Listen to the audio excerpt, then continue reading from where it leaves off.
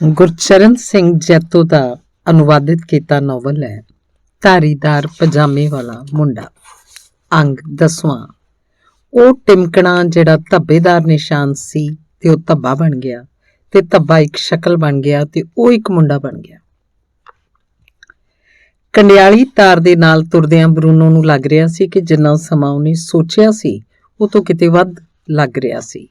ਇਦਾਂ ਲੱਗ ਰਿਹਾ ਸੀ ਕਿ ਉਹ ਰਸਤਾ ਲੰਮਾ ਤੇ ਹੋਰ ਲੰਮਾ ਹੁੰਦਾ ਜਾਏਗਾ, ਤੇ ਜਦੋਂ ਮੁੜ ਕੇ ਘਰ ਵੱਲ ਦੇਖਦਾ ਤਾਂ ਉਹ ਛੋਟਾ ਤੇ ਹੋਰ ਛੋਟਾ ਹੁੰਦਾ ਜਾ ਰਿਹਾ ਸੀ, ਤੇ ਅਖੀਰ ਉਹ ਅੱਖਾਂ ਤੋਂ ਓਝਲ ਹੋ ਗਿਆ। ਇਸ ਸਮੇਂ ਦੌਰਾਨ ਉਹਨੇ ਕਿਸੇ ਨੂੰ ਤਾਰ ਦੇ ਨੇੜੇ ਵੀ ਕਿਧਰੇ ਨਹੀਂ ਸੀ ਦੇਖਿਆ, ਨਾ ਹੀ ਉਹਨੂੰ ਅੰਦਰ ਜਾਣ ਲਈ ਕਿਧਰੇ ਕੋਈ ਬੂਹਾ ਜਾਂ ਰਸਤਾ ਨਜ਼ਰ ਆ ਰਿਹਾ ਸੀ ਜਿੱਥੋਂ ਅੰਦਰ ਜਾ ਸਕਦਾ ਸੀ। ਉਹਨੂੰ ਉਦਾਸੀ ਹੋਣ ਲੱਗ ਪਈ ਸੀ ਤੇ ਉਹਦੀ ਇਹ ਖੋਜ ਕਾਮਯਾਬ ਨਹੀਂ ਰਹੇਗੀ।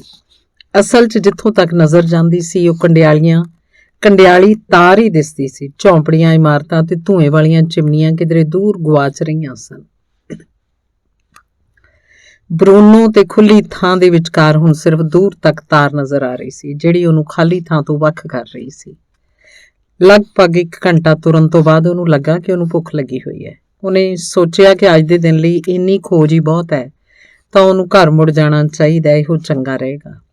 ਇੰਨੇ 'ਚ ਦੂਰ ਉਹਨੂੰ ਇੱਕ ਟਿਮਕਣਾ ਜਿਹਾ ਦਿਸਿਆ ਤਾਂ ਉਹਨੇ ਆਪਣੀਆਂ ਅੱਖਾਂ ਸੁੰਗੇੜ ਲਈਆਂ ਤਾਂ ਕਿ ਉਹ ਦੇਖ ਸਕੇ ਕਿ ਉਹ ਕੀ ਸੀ। ਬਰੂਨੋ ਨੂੰ ਯਾਦ ਆਇਆ ਕਿਧਰੇ ਇੱਕ ਕਿਤਾਬ 'ਚ ਉਹਨੇ ਪੜ੍ਹਿਆ ਸੀ ਜਿਸ 'ਚ ਇੱਕ ਬੰਦਾ ਰੇਗਿਸਤਾਨ 'ਚ ਗੁੰਮ ਜਾਂਦਾ ਹੈ, ਤੇ ਉਹਨੇ ਕਈ ਦਿਨਾਂ ਤੋਂ ਕੁਝ ਖਾਧਾ ਪੀਤਾ ਨਹੀਂ ਸੀ, ਤਾਂ ਉਹਨੇ ਰੈਸਟੋਰੈਂਟ ਬਾਰੇ ਸੋਚਣਾ ਸ਼ੁਰੂ ਕਰ ਦਿੱਤਾ ਸੀ, ਤੇ ਉਹਨੇ ਝਰਨਿਆਂ ਬਾਰੇ ਵੀ ਸੋਚਣਾ ਸ਼ੁਰੂ ਕਰ ਦਿੱਤਾ ਸੀ। ਪਰ ਜਦੋਂ ਉਹਨਾਂ ਥਾਵਾਂ ਤੇ ਖਾਣ ਪੀਣ ਗਿਆ ਤਾਂ ਉਹ ਲੋਪ ਹੋ ਗਈਆਂ ਸੀ। ਉਹਦੇ ਹੱਕ 'ਚ ਜੇ ਕੁਝ ਸੀ ਤਾਂ ਮੁੱਠੀ ਵਿੱਚ ਰੇਤਾ। ਉਹਨੂੰ ਹੈਰਾਨੀ ਹੋ ਰਹੀ ਸੀ ਕਿ ਉਹੋ ਜਿਹਾ ਕੁਝ ਉਸ ਨਾਲ ਤਾਂ ਨਹੀਂ ਹੋ ਰਿਹਾ। ਜਦੋਂ ਅਜੇ ਉਹ ਸੋਚ ਰਿਹਾ ਸੀ ਤਾਂ ਉਹਦੇ ਪੈਰ ਉਹਨੂੰ ਹੋਰ ਅੱਗੇ ਲਿਜਾ ਰਹੇ ਸਨ। ਉਹ ਹਰ ਕਦਮ ਉਸ ਟਿਮਕਣੇ ਵੱਲ ਵੱਧਦਾ ਰਿਹਾ, ਤੇ ਇੰਨੇ ਸਮੇਂ 'ਚ ਉਹ ਟਿਮਕਣਾ ਕੋਈ ਧੱਬਾ ਜਿਹਾ ਲੱਗਣ ਲੱਗ ਪਿਆ, ਤੇ ਫਿਰ ਉਹ ਹੋਰ ਵੱਡਾ ਹੋ ਕੇ ਵੱਡਾ ਧੱਬਾ ਬਣ ਗਿਆ ਸੀ, ਤੇ ਥੋੜ੍ਹੀ ਦੇਰ ਬਾਅਦ ਉਹ ਧੱਬਾ ਇੱਕ ਸ਼ਕਲ 'ਚ ਬਦਲ ਗਿਆ। ਤੇ ਜਦੋਂ ਬਰੂਨੋ ਉਹਦੇ ਹੋਰ ਨੇੜੇ ਆਇਆ ਤਾਂ ਉਹਨੇ ਦੇਖਿਆ ਕਿ ਉਹ ਨਾ ਤਾਂ ਕੋਈ ਟਿਮਕਣਾ ਸੀ, ਨਾ ਹੀ ਕੋਈ ਧੱਬਾ, ਸਗੋਂ ਇੱਕ ਬੰਦਾ ਸੀ। ਅਸਲ 'ਚ ਉਹ ਇੱਕ ਮੁੰਡਾ ਸੀ। ਬਰੂਨੋ ਨੇ ਕਿਤਾਬਾਂ 'ਚ ਪੜ੍ਹਿਆ ਸੀ ਕਿ ਖੋਜਕਾਰੀ ਨੂੰ ਇਹ ਪਤਾ ਨਹੀਂ ਸੀ ਹੁੰਦਾ ਕਿ ਉਹਨੇ ਕੀ ਲੱਭ ਲਿਆ ਜਾਂ ਉਹ ਕੀ ਲੱਭਣ ਜਾ ਰਹੇ ਨੇ। ਬਹੁਤ ਵਾਰੀ ਉਹਨਾਂ ਨੂੰ ਉਹ ਦਿਲਚਸਪ ਚੀਜ਼ ਉੱਥੋਂ ਪਈ ਮਿਲ ਜਾਂਦੀ ਸੀ ਜਿਹੜੀ ਆਪਣਾ ਕੋਈ ਕੰਮ ਕਰ ਰਹੀ ਹੁੰਦੀ ਹੈ। ਉਹਨੂੰ ਜਿਵੇਂ ਇਹ ਉਡੀਕ ਹੋਵੇ ਕਿ ਉਹਨੂੰ ਕੋਈ ਆ ਕੇ ਲੱਭ ਲਏਗਾ। ਜਿਵੇਂ ਅਮਰੀਕਾ, ਕਈ ਵਾਰ ਉਹਨਾਂ ਨੂੰ ਉਹ ਚੀਜ਼ ਲੱਭ ਪੈਂਦੀ ਜਿਹਨੂੰ ਛੱਡ ਦਿੱਤਾ ਗਿਆ ਸੀ, ਜਿਵੇਂ ਘਰ 'ਚ ਇੱਕ ਖਾਨੇ 'ਚ ਮਰਿਆ ਚੂਹਾ ਪਿਆ ਸੀ। ਉਹ ਮੁੰਡਾ ਪਹਿਲੇ ਵਰਗ ਦਾ ਸੀ। ਉਹ ਤਾਂ ਉੱਥੇ ਬੈਠਾ ਆਪਣਾ ਕੋਈ ਕੰਮ ਕਰ ਰਿਹਾ ਸੀ, ਜਿਵੇਂ ਕੋਈ ਆ ਕੇ ਉਹਨੂੰ ਲੱਭ ਲਵੇ। ਬਰੂਨੋ ਨੇ ਹੌਲੀ ਹੌਲੀ ਤੁਰਨਾ ਸ਼ੁਰੂ ਕੀਤਾ। ਜਦੋਂ ਉਹਨੂੰ ਇਹ ਇੱਕ ਟਿਮਕਣਾ ਦਿਸਿਆ ਸੀ ਜਿਹੜਾ ਇੱਕ ਧੱਬਾ ਬਣ ਗਿਆ ਸੀ, ਤੇ ਫਿਰ ਇੱਕ ਸ਼ਕਲ ਬਣਦਾ ਬਣਦਾ ਮੁੰਡਾ ਬਣ ਗਿਆ। ਉਹਨੇ ਦੋਵਾਂ ਵਿਚਕਾਰ ਕੰਡਿਆਲੀ ਤਾਰ ਸੀ। ਉਹਨੂੰ ਪਤਾ ਸੀ ਅਜਨਬੀਆਂ ਨਾਲ ਤੁਸੀਂ ਸਤਰਕ ਨਹੀਂ ਰਹਿ ਸਕਦੇ, ਤੇ ਸਭ ਤੋਂ ਚੰਗੀ ਗੱਲ ਇਹੋ ਸੀ ਕਿ ਉਹਨਾਂ ਲਈ ਸਾਵਧਾਨ ਰਹਿਣਾ ਚਾਹੀਦਾ ਹੈ। ਸੋ ਤੁਰਦਾ ਗਿਆ ਤੇ ਅਖੀਰ ਉਹ ਦੋਵੇਂ ਆਮੋ ਸਾਹਮਣੇ ਸਨ। ਹੈਲੋ, ਬਰੂਨੋ ਨੇ ਕਿਹਾ। ਹੈਲੋ, ਮੁੰਡੇ ਨੇ ਜਵਾਬ ਦਿੱਤਾ। ਮੁੰਡਾ ਬਰੂਨੋ ਤੋਂ ਛੋਟਾ ਲੱਗਦਾ ਸੀ। ਉਹ ਧਰਤੀ ਤੇ ਬੈਠਾ ਕਿਸੇ ਸੋਚ 'ਚ ਡੁੱਬਾ ਲੱਗਦਾ ਸੀ। ਉਹਨੇ ਉਹੀ ਧਾਰੀਦਾਰ ਪਜਾਮਾ ਪਾਇਆ ਹੋਇਆ ਸੀ ਜਿਹੜਾ ਤਾਰ ਦੇ ਉਸ ਪਾਰ ਵਾਲੇ ਲੋਕਾਂ ਨੇ ਪਾਇਆ ਹੁੰਦਾ ਸੀ, ਤੇ ਉਹਦੇ ਸਿਰ ਤੇ ਇੱਕ ਧਾਰੀਦਾਰ ਟੋਪੀ ਸੀ। ਉਹਨੇ ਕੋਈ ਬੂਟ ਨਹੀਂ ਸਨ ਪਾਏ ਹੋਏ, ਤੇ ਨਾ ਹੀ ਜੁਰਾਬਾਂ। ਪੈਰਾਂ ਤੋਂ ਨੰਗਾ ਸੀ ਤੇ ਉਹਦੇ ਪੈਰ ਗੰਦੇ ਸਨ। ਉਹਨੇ ਆਪਣੀ ਕਮੀਜ਼ ਦੀ ਬਾਂਹ ਤੇ ਇੱਕ ਬੈਂਡ ਪਾਇਆ ਹੋਇਆ ਸੀ ਜਿਸ ਤੇ ਇੱਕ ਤਾਰੇ ਦਾ ਨਿਸ਼ਾਨ ਸੀ। ਜਦੋਂ ਬਰੂਨੋ ਉਸ ਮੁੰਡੇ ਕੋਲ ਆਇਆ ਤਾਂ ਉਹ ਚੌਂਕੜੀ ਮਾਰ ਕੇ ਭੁੰਜੇ ਬੈਠਾ ਹੋਇਆ ਸੀ ਤੇ ਹੇਠਾਂ ਮਿੱਟੀ ਵੱਲ ਵੇਖ ਰਿਹਾ ਸੀ। ਕੁਝ ਦੇਰ ਪਿੱਛੋਂ ਉੱਪਰ ਵੱਲ ਝਾਕਿਆ ਤਾਂ ਬਰੂਨੋ ਨੇ ਉਹਦਾ ਚਿਹਰਾ ਵੇਖਿਆ। ਇੱਕ ਅਜੀਬ ਜਿਹਾ ਚਿਹਰਾ ਸੀ। ਉਹਦੀ ਚਮੜੀ ਦਾ ਰੰਗ ਸਲੇਟੀ ਜਿਹਾ ਸੀ, ਪਰ ਅਜਿਹਾ ਨਹੀਂ ਸੀ ਜਿਹੋ ਜਿਹਾ ਸਲੇਟੀ ਰੰਗ ਹੁੰਦਾ ਹੈ, ਜਿਹੋ ਜਿਹਾ ਬਰੂਨੋ ਨੇ ਕਦੀ ਵੀ ਪਹਿਲਾਂ ਨਹੀਂ ਸੀ ਵੇਖਿਆ। ਉਹਦੀਆਂ ਅੱਖਾਂ ਵੱਡੀਆਂ ਸਨ ਤੇ ਉਹਨਾਂ ਦਾ ਰੰਗ ਚਾਕਲੇਟ ਵਰਗਾ ਸੀ। ਅੱਖਾਂ ਦਾ ਚਿੱਟਾ ਰੰਗ ਬਹੁਤ ਚਿੱਟਾ ਸੀ। ਜਦੋਂ ਉਸ ਮੁੰਡੇ ਨੇ ਬਰੂਨੋ ਵੱਲ ਵੇਖਿਆ ਤਾਂ ਉਹਨੂੰ ਲੱਗਾ ਕਿ ਜਿਵੇਂ ਬਹੁਤ 2 ਉਦਾਸ ਅੱਖਾਂ ਉਸ ਵੱਲ ਵੇਖ ਰਹੀਆਂ ਹੋਣ। ਬਰੂਨੋ ਨੂੰ ਭਰੋਸਾ ਸੀ ਕਿ ਉਹਨੇ ਇੰਨਾ ਪਤਲਾ, ਕਮਜ਼ੋਰ ਤੇ ਉਦਾਸ ਮੁੰਡਾ ਕਦੀ ਨਹੀਂ ਸੀ ਦੇਖਿਆ। ਬਰੂਨੋ ਨੇ ਫੈਸਲਾ ਕੀਤਾ ਕਿ ਉਸ ਨਾਲ ਗੱਲਾਂ ਕਰੇਗਾ। ਮੈਂ ਤਾਂ ਕੋਈ ਖੋਜ ਕਰ ਰਿਹਾ ਸਾਂ, ਬਰੂਨੋ ਨੇ ਕਿਹਾ। ਕੀਤੀ? ਮੁੰਡੇ ਨੇ ਅੱਗੋਂ ਕਿਹਾ। ਹਾਂ, ਹੁਣ ਤੱਕ 2 ਘੰਟੇ ਹੋ ਚੁੱਕੇ ਨੇ। ਇਹ ਪੂਰਾ ਸੱਚ ਨਹੀਂ ਸੀ। ਬਰੂਨੋ ਨੂੰ ਖੋਜ ਕਰਦਿਆਂ ਲਗਭਗ 1 ਘੰਟੇ ਤੋਂ ਉੱਪਰ ਹੋ ਚੁੱਕਾ ਸੀ, ਪਰ ਉਹਨੂੰ ਇਹ ਵੀ ਖਿਆਲ ਨਹੀਂ ਸੀ ਕਿ ਉਹ ਵਧਾ ਚੜਾ ਕੇ ਦੱਸ ਰਿਹਾ, ਜਿਹੜੀ ਚੰਗੀ ਗੱਲ ਨਹੀਂ ਸੀ। ਇਹ ਕੋਈ ਉਸ ਝੂਠ ਬੋਲਣ ਵਾਂਗ ਤਾਂ ਨਹੀਂ ਸੀ, ਸਗੋਂ ਇਹ ਤਾਂ ਸਾਹਸ ਭਰੀ ਗੱਲ ਸੀ। ਉਹਨੂੰ ਲੱਗਿਆ ਕਿ ਜਿੰਨਾ ਕੁ ਉਸ 'ਚ ਸਾਹਸ ਸੀ ਉਹ ਤੋਂ ਵੀ ਵੱਧ ਕੇ ਥੋੜਾ ਸਿਰਫ ਉਹ ਕਹਿ ਰਿਹਾ ਸੀ। ਤੈਨੂੰ ਹੁਣ ਤੱਕ ਕੁਝ ਲੱਭਿਆ? ਮੁੰਡੇ ਨੇ ਪੁੱਛਿਆ। ਬਹੁਤ ਥੋੜਾ। ਕੁਝ ਵੀ ਨਹੀਂ? ਚੰਗਾ, ਮੈਂ ਤੈਨੂੰ ਲੱਭ ਲਿਆ, ਬਰੂਨੋ ਨੇ ਇੱਕ ਪਲ ਪਿੱਛੋਂ ਕਿਹਾ। ਉਸਨੇ ਮੁੰਡੇ ਵੱਲ ਦੇਖਦਿਆਂ ਸੋਚਿਆ ਕਿ ਉਹਨੂੰ ਪੁੱਛੇ ਕਿ ਉਹ ਇੰਨਾ ਉਦਾਸ ਕਿਉਂ ਲੱਗ ਰਿਹਾ ਸੀ, ਪਰ ਉਹ ਝਿਜਕਿਆ ਕਿਉਂਕਿ ਉਹਨੇ ਸੋਚਿਆ ਕਿ ਇਹ ਅਟਪਟਾ ਜਿਹਾ ਤੇ ਖਰਵਾ ਲੱਗੇਗਾ। ਉਹਨੂੰ ਪਤਾ ਸੀ ਕਦੇ ਕਦਾਈ ਜਿਹੜੇ ਲੋਕ ਉਦਾਸ ਦਿਸਦੇ ਨੇ ਉਹ ਨਹੀਂ ਚਾਹੁੰਦੇ ਕੋਈ ਉਹਨਾਂ ਨੂੰ ਇਸ ਬਾਰੇ ਪੁੱਛੇ। ਕਦੇ ਕਦੇ ਉਹ ਆਪਣੇ ਆਪ ਹੀ ਇਸ ਬਾਰੇ ਜਦੋਂ ਦੱਸਣਾ ਸ਼ੁਰੂ ਕਰਦੇ ਨੇ ਤਾਂ ਉਹ ਮਹੀਨਿਆਂ ਤੱਕ ਇਸ ਬਾਰੇ ਗੱਲਾਂ ਕਰੀ ਜਾਂਦੇ ਨੇ। ਪਰ ਇਸ ਮੌਕੇ ਬਰੂਨੋ ਨੇ ਸੋਚਿਆ ਕਿ ਉਹ ਉਡੀਕ ਕਰੇਗਾ ਇਸ ਤੋਂ ਪਹਿਲਾਂ ਕਿ ਉਹ ਕੁਝ ਕਹੇ। ਉਹਨੇ ਆਪਣੀ ਖੋਜ ਕਰਕੇ ਕੁਝ ਲੱਭਿਆ ਸੀ ਤੇ ਹੁਣ ਆਖਰ ਉਤਾਰ ਦੇ ਦੂਜੇ ਪਾਸੇ ਵਾਲੇ ਕਿਸੇ ਮੁੰਡੇ ਨਾਲ ਗੱਲਾਂ ਕਰ ਰਿਹਾ ਸੀ। ਉਹਨੂੰ ਵਿਚਾਰ ਚੰਗਾ ਲੱਗਾ ਕਿ ਉਹਨੂੰ ਇਸ ਮੌਕੇ ਦਾ ਫਾਇਦਾ ਉਠਾਉਣਾ ਚਾਹੀਦਾ ਹੈ। ਉਹ ਤਾਰ ਦੇ ਬਾਹਰ ਵਾਲੇ ਪਾਸੇ ਮੁੰਡੇ ਵਾਂਗ ਹੀ ਚੌਂਕੜੀ ਮਾਰ ਕੇ ਬੈਠ ਗਿਆ ਤੇ ਸੋਚਣ ਲੱਗਾ ਕਿ ਉਹ ਕੋਈ ਚਾਕਲੇਟ ਲਿਆ ਸਕਦਾ ਸੀ ਜਾਂ ਸ਼ਾਇਦ ਕੋਈ ਪੇਸਟਰੀ ਲਿਆ ਸਕਦਾ ਸੀ ਜਿਹੜੀ ਉਹ ਵੰਡ ਕੇ ਖਾ ਸਕਦੇ ਸਨ। ਮੈਂ ਤਾਰ ਦੇ ਇਸ ਪਾਸੇ ਵਾਲੇ ਘਰ 'ਚ ਰਹਿੰਦਾ, ਬਰੂਨੋ ਨੇ ਕਿਹਾ। ਅੱਛਾ, ਮੈਂ ਸਿਰਫ ਇੱਕ ਵਾਰੀ ਦੂਰੋਂ ਉਹ ਘਰ ਵੇਖਿਆ ਸੀ, ਪਰ ਮੈਂ ਤੈਨੂੰ ਨਹੀਂ ਦੇਖਿਆ। ਮੇਰਾ ਕਮਰਾ ਪਹਿਲੀ ਮੰਜ਼ਿਲ ਤੇ ਹੈ। ਮੈਂ ਆਪਣੇ ਕਮਰੇ 'ਚ ਇਹਨਾਂ ਤਾਰਾਂ ਦੇ ਉੱਤੋਂ ਦੀ ਦੇਖ ਸਕਦਾ। ਮੇਰਾ ਨਾਮ ਬਰੂਨੋ ਹੈ। ਵੈਸੇ ਮੈਂ ਸ਼ਮੂਏਲ ਹਾਂ, ਛੋਟੇ ਮੁੰਡੇ ਨੇ ਕਿਹਾ। ਬਰੂਨੋ ਨੇ ਇਉਂ ਜਿਹਾ ਮੂੰਹ ਬਣਾਇਆ ਜਿਵੇਂ ਉਸ ਮੁੰਡੇ ਦੀ ਗੱਲ ਉਹਨੇ ਠੀਕ ਤਰ੍ਹਾਂ ਸੁਣੀ ਨਾ ਹੋਵੇ। ਤੂੰ ਕੀ ਕਿਹਾ ਸੀ? ਕੀ ਨਾਮ ਕੀ ਹੈ ਤੇਰਾ? ਉਹਨੇ ਪੁੱਛਿਆ। ਸ਼ਮੂਏਲ, ਛੋਟੇ ਮੁੰਡੇ ਨੇ ਫੇਰ ਕਿਹਾ, ਜਿਵੇਂ ਦੁਨੀਆ 'ਚ ਇੱਕ ਕੁਦਰਤੀ ਚੀਜ਼ ਹੋਏ। ਤੂੰ ਆਪਣਾ ਨਾਮ ਕੀ ਦੱਸਿਆ ਸੀ? ਬਰੂਨੋ, ਬਰੂਨੋ ਨੇ ਕਿਹਾ। ਮੈਂ ਕਦੇ ਵੀ ਇਹ ਨਾਂ ਨਹੀਂ ਸੁਣਿਆ, ਸ਼ਮੂਏਲ ਨੇ ਕਿਹਾ। ਤੇ ਮੈਂ ਤੇਰਾ ਨਾਂ ਕਦੇ ਨਹੀਂ ਸੁਣਿਆ, ਬਰੂਨੋ ਨੇ ਕਿਹਾ। ਸ਼ਮੂਏਲ, ਉਹਨੇ ਇਸ ਬਾਰੇ ਸੋਚਿਆ। ਸ਼ਮੂਏਲ, ਉਹਨੇ ਦੁਹਰਾਇਆ।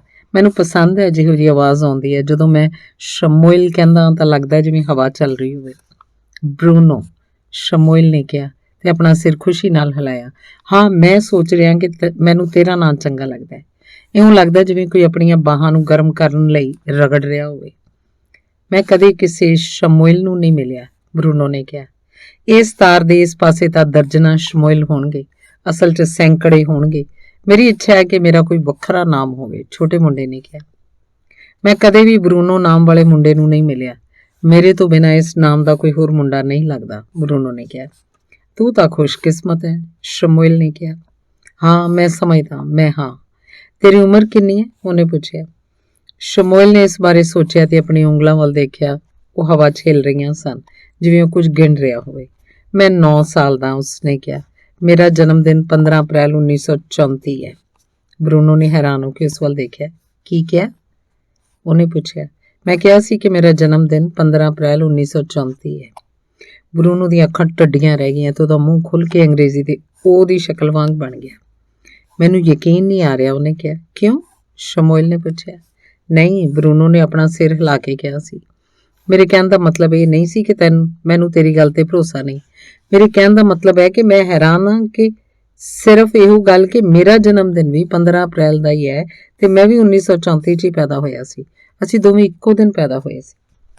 ਸ਼ਮੂਏਲ ਨੇ ਸੋਚਣਾ ਸ਼ੁਰੂ ਕੀਤਾ। ਤਾਂ ਤੂੰ ਵੀ 9 ਸਾਲ ਦਾ ਹੀ ਹੈ, ਉਹਨੇ ਕਿਹਾ। ਹਾਂ, ਕਿੰਨੀ ਅਜੀਬ ਗੱਲ ਹੈ ਕਿ ਨਹੀਂ? ਬੜੀ ਅਜੀਬ, ਸ਼ਮੂਏਲ ਨੇ ਕਿਹਾ। ਹੋ ਸਕਦਾ ਹੈ ਤਾਰ ਦੇ ਇਸ ਪਾਸੇ ਦਰਜਨਾਂ ਸ਼ਮੂਏਲ ਹੋਣਗੇ, ਪਰ ਮੈਨੂੰ ਨਹੀਂ ਲੱਗਦਾ ਕਿ ਮੈਂ ਕਿਸੇ ਇਹੋ ਜਿਹੇ ਮੁੰਡੇ ਨੂੰ ਮਿਲਿਆ ਹੋਵਾਂ ਜਿਹਦਾ ਜਨਮ ਦਿਨ ਮੇਰੇ ਨਾਲ ਮਿਲਦਾ ਹੋਵੇ। ਅਸੀਂ ਤਾਂ ਜੋੜੇ ਮੁੰਡਿਆਂ ਵਾਂਗ ਹਾਂ, ਬਰੂਨੋ ਨੇ ਕਿਹਾ। ਹਾਂ, ਥੋੜਾ ਜਿਹਾ, ਸ਼ਮੂਏਲ ਨੇ ਕਿਹਾ। ਬਰੂਨੋ ਇੱਕਦਮ ਖੁਸ਼ ਹੋ ਗਿਆ। ਉਹਦੇ ਦਿਮਾਗ 'ਚ ਆਪਣੇ ਦੋਸਤ ਕਾਰਲ, ਡੈਨੀਅਲ ਤੇ ਮਾਰਟਿਨ ਦੀ ਤਸਵੀਰ ਜਿਵੇਂ ਉਹਨੂੰ ਦਿਸ ਪਈ ਹੋਵੇ, ਜਿਹੜੇ ਉਹਦੇ ਜੀਵਨ ਦੇ ਸਭ ਤੋਂ ਚੰਗੇ ਦੋਸਤ ਸਨ। ਉਹਨੂੰ ਯਾਦ ਆਇਆ ਕਿ ਬਰਲਿਨ 'ਚ ਉਹ ਇਕੱਠੇ ਹੋ ਕੇ ਕਿੰਨੀ ਮਸਤੀ ਕਰਿਆ ਕਰਦੇ ਸਨ ਤੇ ਇੱਥੇ ਆਊਟਵਿਦ ਵਿੱਚ ਉਹ ਆਪਣੇ ਆਪ ਨੂੰ ਕਿੰਨਾ ਇਕੱਲਾ ਮਹਿਸੂਸ ਕਰਦਾ ਸੀ। ਤੇਰੇ ਕਈ ਦੋਸਤ ਨੇ? ਬਰੂਨੋ ਨੇ ਪੁੱਛਿਆ। ਉਹ ਆਪਣਾ ਸਿਰ ਇੱਕ ਪਾਸੇ ਝੁਕਾਉਂਦਿਆਂ ਆਪਣੇ ਉੱਤਰ ਦੀ ਉਡੀਕ ਕਰਨ ਲੱਗਾ। ਹਾਂ, ਇੱਕ ਕਿਸਮ ਨਾਲ ਹੈ, ਸ਼ਮੂਏਲ ਨੇ ਕਿਹਾ। ਬਰੂਨੋ ਨੂੰ ਝਿਜਕ ਹੋਈ। ਉਹਨੂੰ ਉਮੀਦ ਸੀ ਕਿ ਉਹ ਨਾਂ 'ਚ ਉੱਤਰ ਦੇਵੇਗਾ, ਜਿਵੇਂ ਉਹਨਾਂ ਨੂੰ ਕੋਈ ਆਪਸ 'ਚ ਸਾਂਝਾ ਕਰਨ ਲਈ ਕੁਝ ਮਿਲ ਜਾਏਗਾ। ਕੋਈ ਪੱਕੇ ਦੋਸਤ? ਬਰੂਨੋ ਨੇ ਪੁੱਛਿਆ। ਨਹੀਂ, ਪੱਕੇ ਨਹੀਂ, ਸ਼ਮੂਏਲ ਨੇ ਕਿਹਾ। ਪਰ ਮੇਰੀ ਉਮਰ ਦੇ ਕਈ ਮੁੰਡੇ ਨੇ। ਮੇਰਾ ਮਤਲਬ ਹੈ ਕਿ ਤਾਰ ਦੇ ਇਸ ਪਾਸੇ ਅਸੀਂ ਬਹੁਤਾ ਸਮਾਂ ਤਾਂ ਆਪਸ 'ਚ ਲੜਦੇ ਰਹਿੰਦੇ ਹਾਂ। ਇਹੀ ਕਾਰਨ ਹੈ ਕਿ ਮੈਂ ਇੱਥੇ ਆ ਜਾਂਦਾ ਤਾਂ ਕਿ ਮੈਂ ਇਕੱਲਾ ਬਹਿ ਕੇ ਸੋਚ ਸਕਾਂ। ਇਹ ਤਾਂ ਬਹੁਤ ਗਲਤ ਗੱਲ ਹੈ, ਬਰੂਨੋ ਨੇ ਕਿਹਾ। ਮੈਨੂੰ ਨਹੀਂ ਲੱਗਦਾ ਕਿ ਮੈਂ ਇੱਥੇ ਵੱਜ ਕੇ ਕਿਉਂ ਰਹਾ। ਮੇਰਾ ਮਤਲਬ ਹੈ ਇਸ ਤਾਰ ਦੇ ਇਸ ਪਾਸੇ ਜਿੱਥੇ ਨਾ ਕੋਈ ਗੱਲ ਕਰਨ ਵਾਸਤੇ ਹੈ ਨਾ ਖੇਡਣ ਲਈ, ਜਦੋਂ ਕਿ ਤੇਰੇ ਦਰਜਨਾਂ ਦੋਸਤ ਨੇ ਜਿਨ੍ਹਾਂ ਨਾਲ ਘੰਟਿਆਂ ਬੱਧੀ ਤੁਸੀਂ ਆਪਸ 'ਚ ਖੇਡਦੇ ਹੋਗੇ। ਮੈਨੂੰ ਪਿਤਾ ਜੀ ਨਾਲ ਇਸ ਬਾਰੇ ਗੱਲ ਕਰਨੀ ਪਏਗੀ। ਤੁਸੀਂ ਕਿੱਥੋਂ ਆਏ ਹੋ? ਸ਼ਮੂਏਲ ਨੇ ਅੱਖਾਂ ਸੁੰਗੇੜ ਕੇ ਬਰੂਨੋ ਵੱਲ ਵੇਖਦਿਆਂ ਪੁੱਛਿਆ। ਬਰਲਿਨ। ਉਹ ਕਿੱਥੇ ਹੈ? ਬਰੂਨੋ ਨੇ ਜਵਾਬ ਦੇਣ ਲਈ ਮੂੰਹ ਖੋਲ੍ਹਿਆ, ਪਰ ਉਹਨੂੰ ਪੱਕਾ ਪਤਾ ਨਹੀਂ ਸੀ ਕਿ ਬਿਲਕੁਲ ਜਰਮਨੀ ਵਿੱਚ ਹੀ ਹੈ। ਉਹਨੇ ਕਿਹਾ, ਤੂੰ ਜਰਮਨੀ ਤੋਂ ਆਇਆ? ਨਹੀਂ, ਮੈਂ ਪੋਲੈਂਡ ਤੋਂ ਆਇਆ, ਸ਼ਮੂਏਲ ਨੇ ਕਿਹਾ। ਬਰੂਨੋ ਨੂੰ ਹੈਰਾਨੀ ਹੋਈ। ਤਾਂ ਫਿਰ ਤੂੰ ਜਰਮਨ ਕਿਉਂ ਬੋਲਦਾ ਹੈ? ਬਰੂਨੋ ਨੇ ਪੁੱਛਿਆ। ਕਿਉਂਕਿ ਤੂੰ ਹੈਲੋ ਜਰਮਨ 'ਚ ਹੀ ਕਿਹਾ ਸੀ। ਮੈਂ ਜਰਮਨ ਵਿੱਚ ਹੀ ਜਵਾਬ ਦਿੱਤਾ। ਕੀ ਤੂੰ ਪੋਲਿਸ਼ ਬੋਲ ਸਕਦਾ? ਨਹੀਂ, ਬਰੂਨੋ ਨੇ ਕਿਹਾ। ਉਹਨੇ ਥੋੜਾ ਖਿਸਿਆਨੀ ਹਾਸਾ ਹੱਸਦਿਆਂ ਕਿਹਾ, ਮੈਂ ਕਿਸੇ ਨੂੰ ਨਹੀਂ ਜਾਣਦਾ ਜਿਹੜਾ ਦੋ ਬੋਲੀਆਂ ਬੋਲ ਸਕਦਾ ਹੋਵੇ, ਤੇ ਖਾਸ ਕਰ ਉਹ ਵੀ ਸਾਡੀ ਉਮਰ ਦਾ। ਮੇਰੀ ਮਾਂ ਸਾਡੇ ਸਕੂਲ 'ਚ ਅਧਿਆਪਕਾ ਸੀ ਤੇ ਉਹਨੇ ਹੀ ਮੈਨੂੰ ਜਰਮਨ ਬੋਲੀ ਸਿਖਾਈ, ਸ਼ਮੂਏਲ ਨੇ ਕਿਹਾ। ਉਹ ਫ੍ਰੈਂਚ ਵੀ ਬੋਲ ਸਕਦੀ ਹੈ ਤੇ ਇਟਾਲੀਅਨ ਵੀ, ਹੋਰ ਉਹ ਅੰਗਰੇਜ਼ੀ ਵੀ ਬੋਲ ਸਕਦੀ ਹੈ। ਮੇਰੀ ਮਾਂ ਬੜੀ ਚੁਸਤ ਹੈ। ਮੈਨੂੰ ਅਜੇ ਤੱਕ ਫ੍ਰੈਂਚ ਜਾਂ ਇਟਾਲੀਅਨ ਬੋਲਣੀ ਨਹੀਂ ਆਉਂਦੀ ਤੇ ਉਹ ਕਹਿੰਦੀ ਹੈ ਕਿ ਮੈਨੂੰ ਅੰਗਰੇਜ਼ੀ ਸਿਖਾਏਗੀ, ਕਿਉਂਕਿ ਮੈਨੂੰ ਇਸ ਬੋਲੀ ਦੀ ਲੋੜ ਹੈ ਤੇ ਮੈਨੂੰ ਇਹ ਬੋਲੀ ਆਉਣੀ ਚਾਹੀਦੀ ਹੈ। ਪੋਲੈਂਡ, ਬਰੂਨੋ ਨੇ ਸੋਚ ਕੇ ਕਿਹਾ। ਇਸ ਸ਼ਬਦ ਨੂੰ ਉਹਨੇ ਆਪਣੀ ਜ਼ਬਾਨ ਤੇ ਤੋਲ ਕੇ ਕਿਹਾ, ਇਹ ਜਰਮਨੀ ਵਰਗਾ ਚੰਗਾ ਨਹੀਂ? ਸ਼ਮੂਏਲ ਨੂੰ ਹੈਰਾਨੀ ਹੋਈ। ਚੰਗਾ ਕਿਉਂ ਨਹੀਂ? ਉਹਨੇ ਪੁੱਛਿਆ। ਕਿਉਂਕਿ ਜਰਮਨੀ ਸਾਰੇ ਦੇਸ਼ਾਂ ਵਿੱਚੋਂ ਸਭ ਤੋਂ ਵਧੀਆ ਹੈ, ਬਰੂਨੋ ਨੇ ਜਵਾਬ ਦਿੱਤਾ। ਉਹਨੂੰ ਯਾਦ ਆਇਆ ਕਿ ਦਾਦਾ ਜੀ ਨੂੰ ਕਈ ਵਾਰ ਉਹਨੇ ਗੱਲਾਂ ਕਰਦਿਆਂ ਸੁਣਿਆ ਸੀ, ਜਦੋਂ ਕਿਹਾ ਕਰਦੇ ਸਨ, ਅਸੀਂ ਸਭ ਤੋਂ ਚੰਗੇ ਹਾਂ।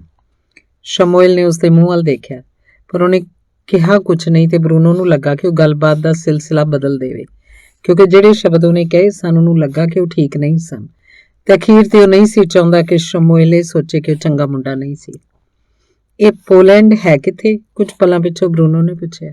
ਇਹ ਯੂਰਪ ਵਿੱਚ ਹੈ, ਸ਼ਮੂਏਲ ਨੇ ਕਿਹਾ। ਬਰੂਨੋ ਨੇ ਯਾਦ ਕੀਤਾ ਜਿਹੜੇ ਦੇਸ਼ਾਂ ਬਾਰੇ ਉਹਨੂੰ ਪੜ੍ਹਾਇਆ ਗਿਆ ਸੀ। ਹੁਣ ਪਿੱਛੇ ਜਿਹੀ ਹੈਰ ਲਿਜ਼ਟ ਨੇ ਭੂਗੋਲ ਪੜ੍ਹਾਉਂਦਿਆਂ ਦੱਸਿਆ ਸੀ। ਕੀ ਤੂੰ ਡੈਨਮਾਰਕ ਦਾ ਨਾਮ ਸੁਣਿਆ? ਉਹਨੇ ਪੁੱਛਿਆ। ਨਹੀਂ, ਸ਼ਮੂਏਲ ਨੇ ਕਿਹਾ। ਮੇਰਾ ਖਿਆਲ ਹੈ ਕਿ ਪੋਲੈਂਡ ਡੈਨਮਾਰਕ ਵਿੱਚ ਹੈ। ਬਰੂਨੋ ਨੂੰ ਹੁਣ ਹੋਰ ਭੁਲੇਖਾ ਪੈ ਰਿਹਾ ਸੀ, ਭਾਵੇਂ ਉਹ ਸਿਆਣਾ ਬਣਨ ਦੀ ਕੋਸ਼ਿਸ਼ ਕਰ ਰਿਹਾ ਸੀ, ਕਿਉਂਕਿ ਇਹ ਤਾਂ ਕਈ ਮੀਲ ਦੂਰ ਹੈ। ਉਹਨੇ ਪੱਕਾ ਕਰਨ ਲਈ ਦੁਹਰਾਇਆ। ਸ਼ਮੂਏਲ ਨੇ ਉਸ ਵੱਲ ਦੇਖਿਆ ਤੇ ਆਪਣਾ ਮੂੰਹ 2 ਵਾਰ ਖੋਲ ਕੇ ਬੰਦ ਕੀਤਾ, ਜਿਵੇਂ ਉਹ ਸੋਚ ਸਮਝ ਕੇ ਪੱਕਾ ਜਵਾਬ ਦੇਣਾ ਚਾਹੁੰਦਾ ਹੋਵੇ। ਪਰ ਇਹ ਤਾਂ ਪੋਲੈਂਡ ਹੀ ਹੈ, ਅਖੀਰ 'ਚ ਉਹਨੇ ਕਿਹਾ। ਕੀ? ਬਰੂਨੋ ਨੇ ਪੁੱਛਿਆ। ਹਾਂ, ਡੈਨਮਾਰਕ ਤਾਂ ਪੋਲੈਂਡ ਤੋਂ ਤੇ ਜਰਮਨੀ ਤੋਂ ਬੜਾ ਦੂਰ ਹੈ। ਬਰੂਨੋ ਹੈਰਾਨ ਹੋ ਗਿਆ। ਉਹਨੇ ਇਹਨਾਂ ਦੇਸ਼ਾਂ ਬਾਰੇ ਸੁਣਿਆ ਤਾਂ ਸੀ, ਪਰ ਉਹ ਇਹਨਾਂ ਬਾਰੇ ਆਪਣੇ ਦਿਮਾਗ 'ਚ ਪੱਕਾ ਨਹੀਂ ਸੀ ਕਰ ਸਕਿਆ। ਹਾਂ, ਇਹ ਠੀਕ ਹੈ, ਪਰ ਇਹ ਇੱਕ ਦੂਜੇ ਨਾਲ ਇਹਨਾਂ ਦਾ ਰਿਸ਼ਤਾ ਵੀ ਹੈ ਕਿ ਨਹੀਂ? ਮੇਰਾ ਮਤਲਬ ਹੈ ਕਿ ਫਾਸਲਾ ਜਾਂ ਦੂਰੀ। ਉਹਨੂੰ ਲੱਗ ਰਿਹਾ ਸੀ ਕਿ ਵਿਸ਼ਾ ਠੀਕ ਨਹੀਂ ਤੇ ਉਹਨੇ ਸੋਚਣਾ ਸ਼ੁਰੂ ਕਰ ਦਿੱਤਾ ਸੀ ਕਿ ਉਹ ਬਿਲਕੁਲ ਗਲਤ ਹੈ, ਤੇ ਮਨ 'ਚ ਪੱਕਾ ਕੀਤਾ ਕਿ ਉਹ ਹੁਣ ਭੂਗੋਲ ਦੀ ਕਲਾਸ ਵਿੱਚ ਹੋਰ ਧਿਆਨ ਦੇਵੇਗਾ। ਮੈਂ ਤਾਂ ਕਦੇ ਵੀ ਬਰਲਿਨ ਨਹੀਂ ਗਿਆ, ਸ਼ਮੂਏਲ ਨੇ ਕਿਹਾ, ਤੇ ਮੈਂ ਸੋਚਦਾ ਕਿ ਇੱਥੇ ਆਉਣ ਤੋਂ ਪਹਿਲਾਂ ਮੈਂ ਕਦੇ ਵੀ ਪੋਲੈਂਡ ਨਹੀਂ ਗਿਆ, ਬਰੂਨੋ ਨੇ ਕਿਹਾ, ਜੋ ਕਿ ਸੱਚ ਹੀ, ਕਿਉਂਕਿ ਉਹ ਗਿਆ ਹੀ ਨਹੀਂ ਸੀ।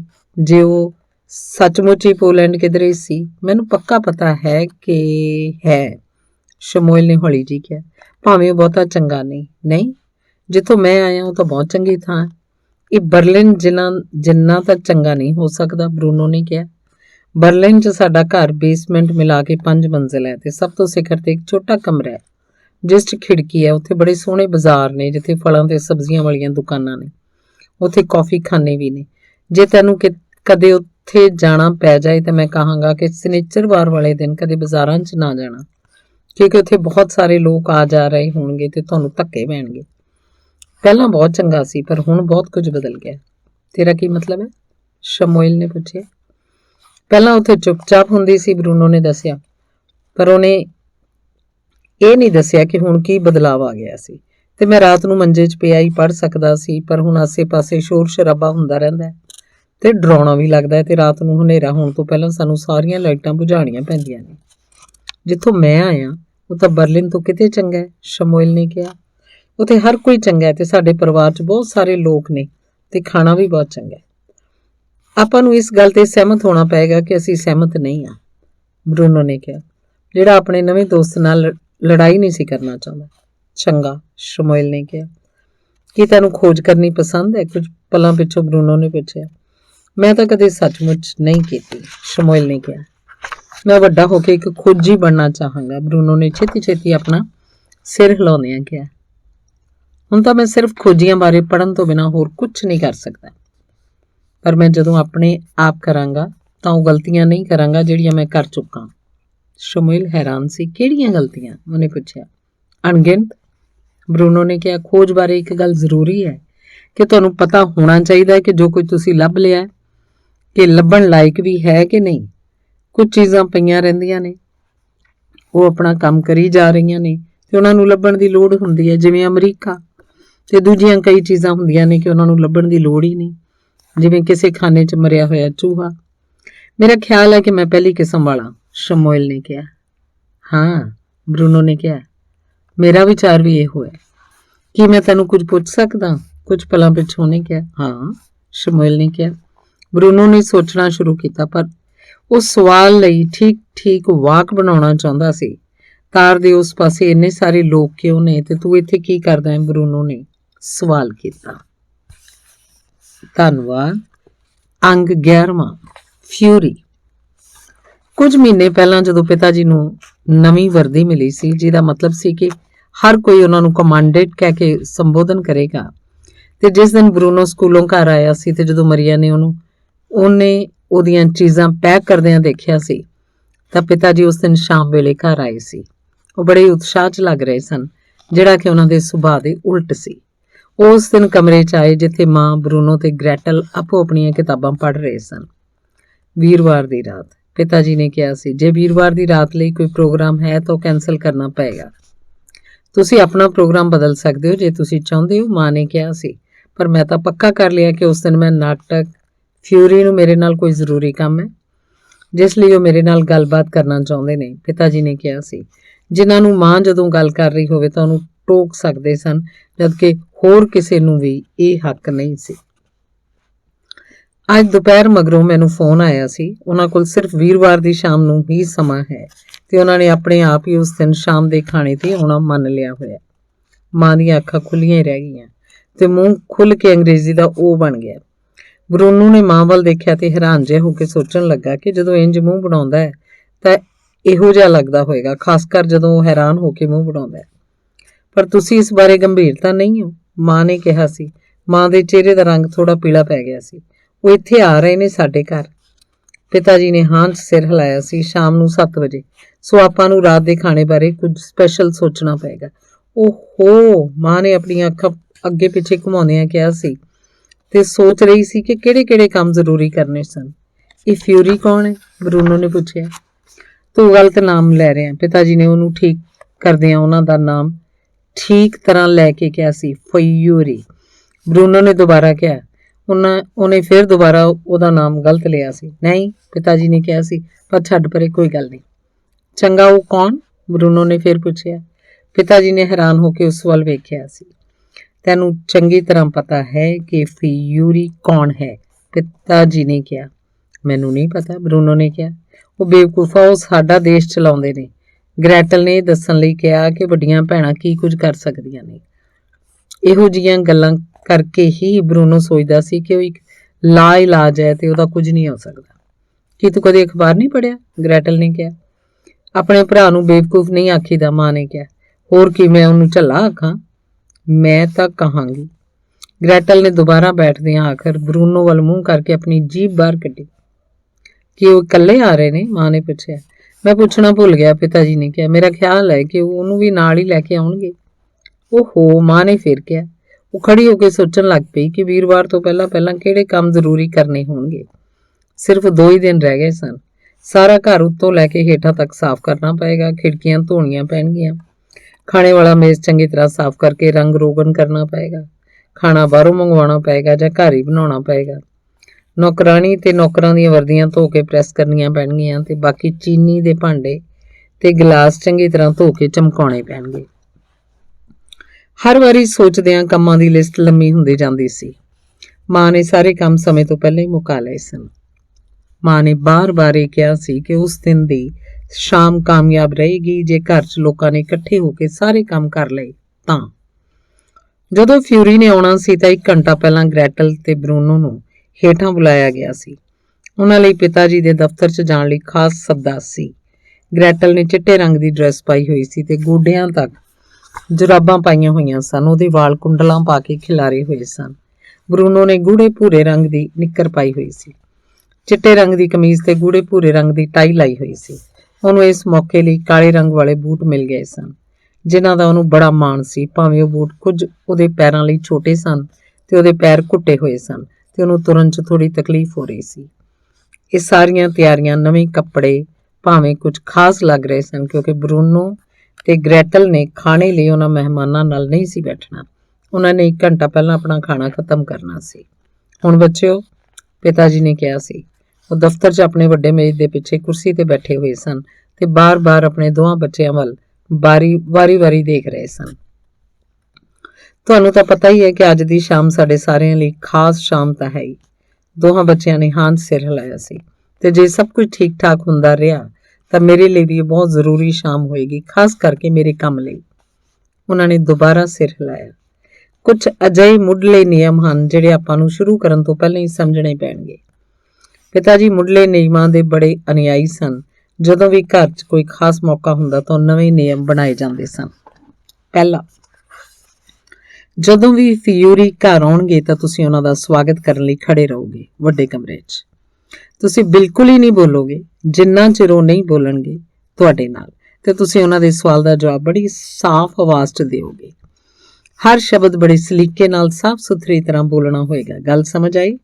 ਹਾਂਜੀ ਪਿਤਾ ਜੀ, ਬਰੂਨੋ ਨੇ ਹੌਲੀ ਜਿਹੀ ਕਿਹਾ, ਜਿਵੇਂ ਮੂੰਹ 'ਚ ਹੀ ਕਿਹਾ ਹੋਵੇ।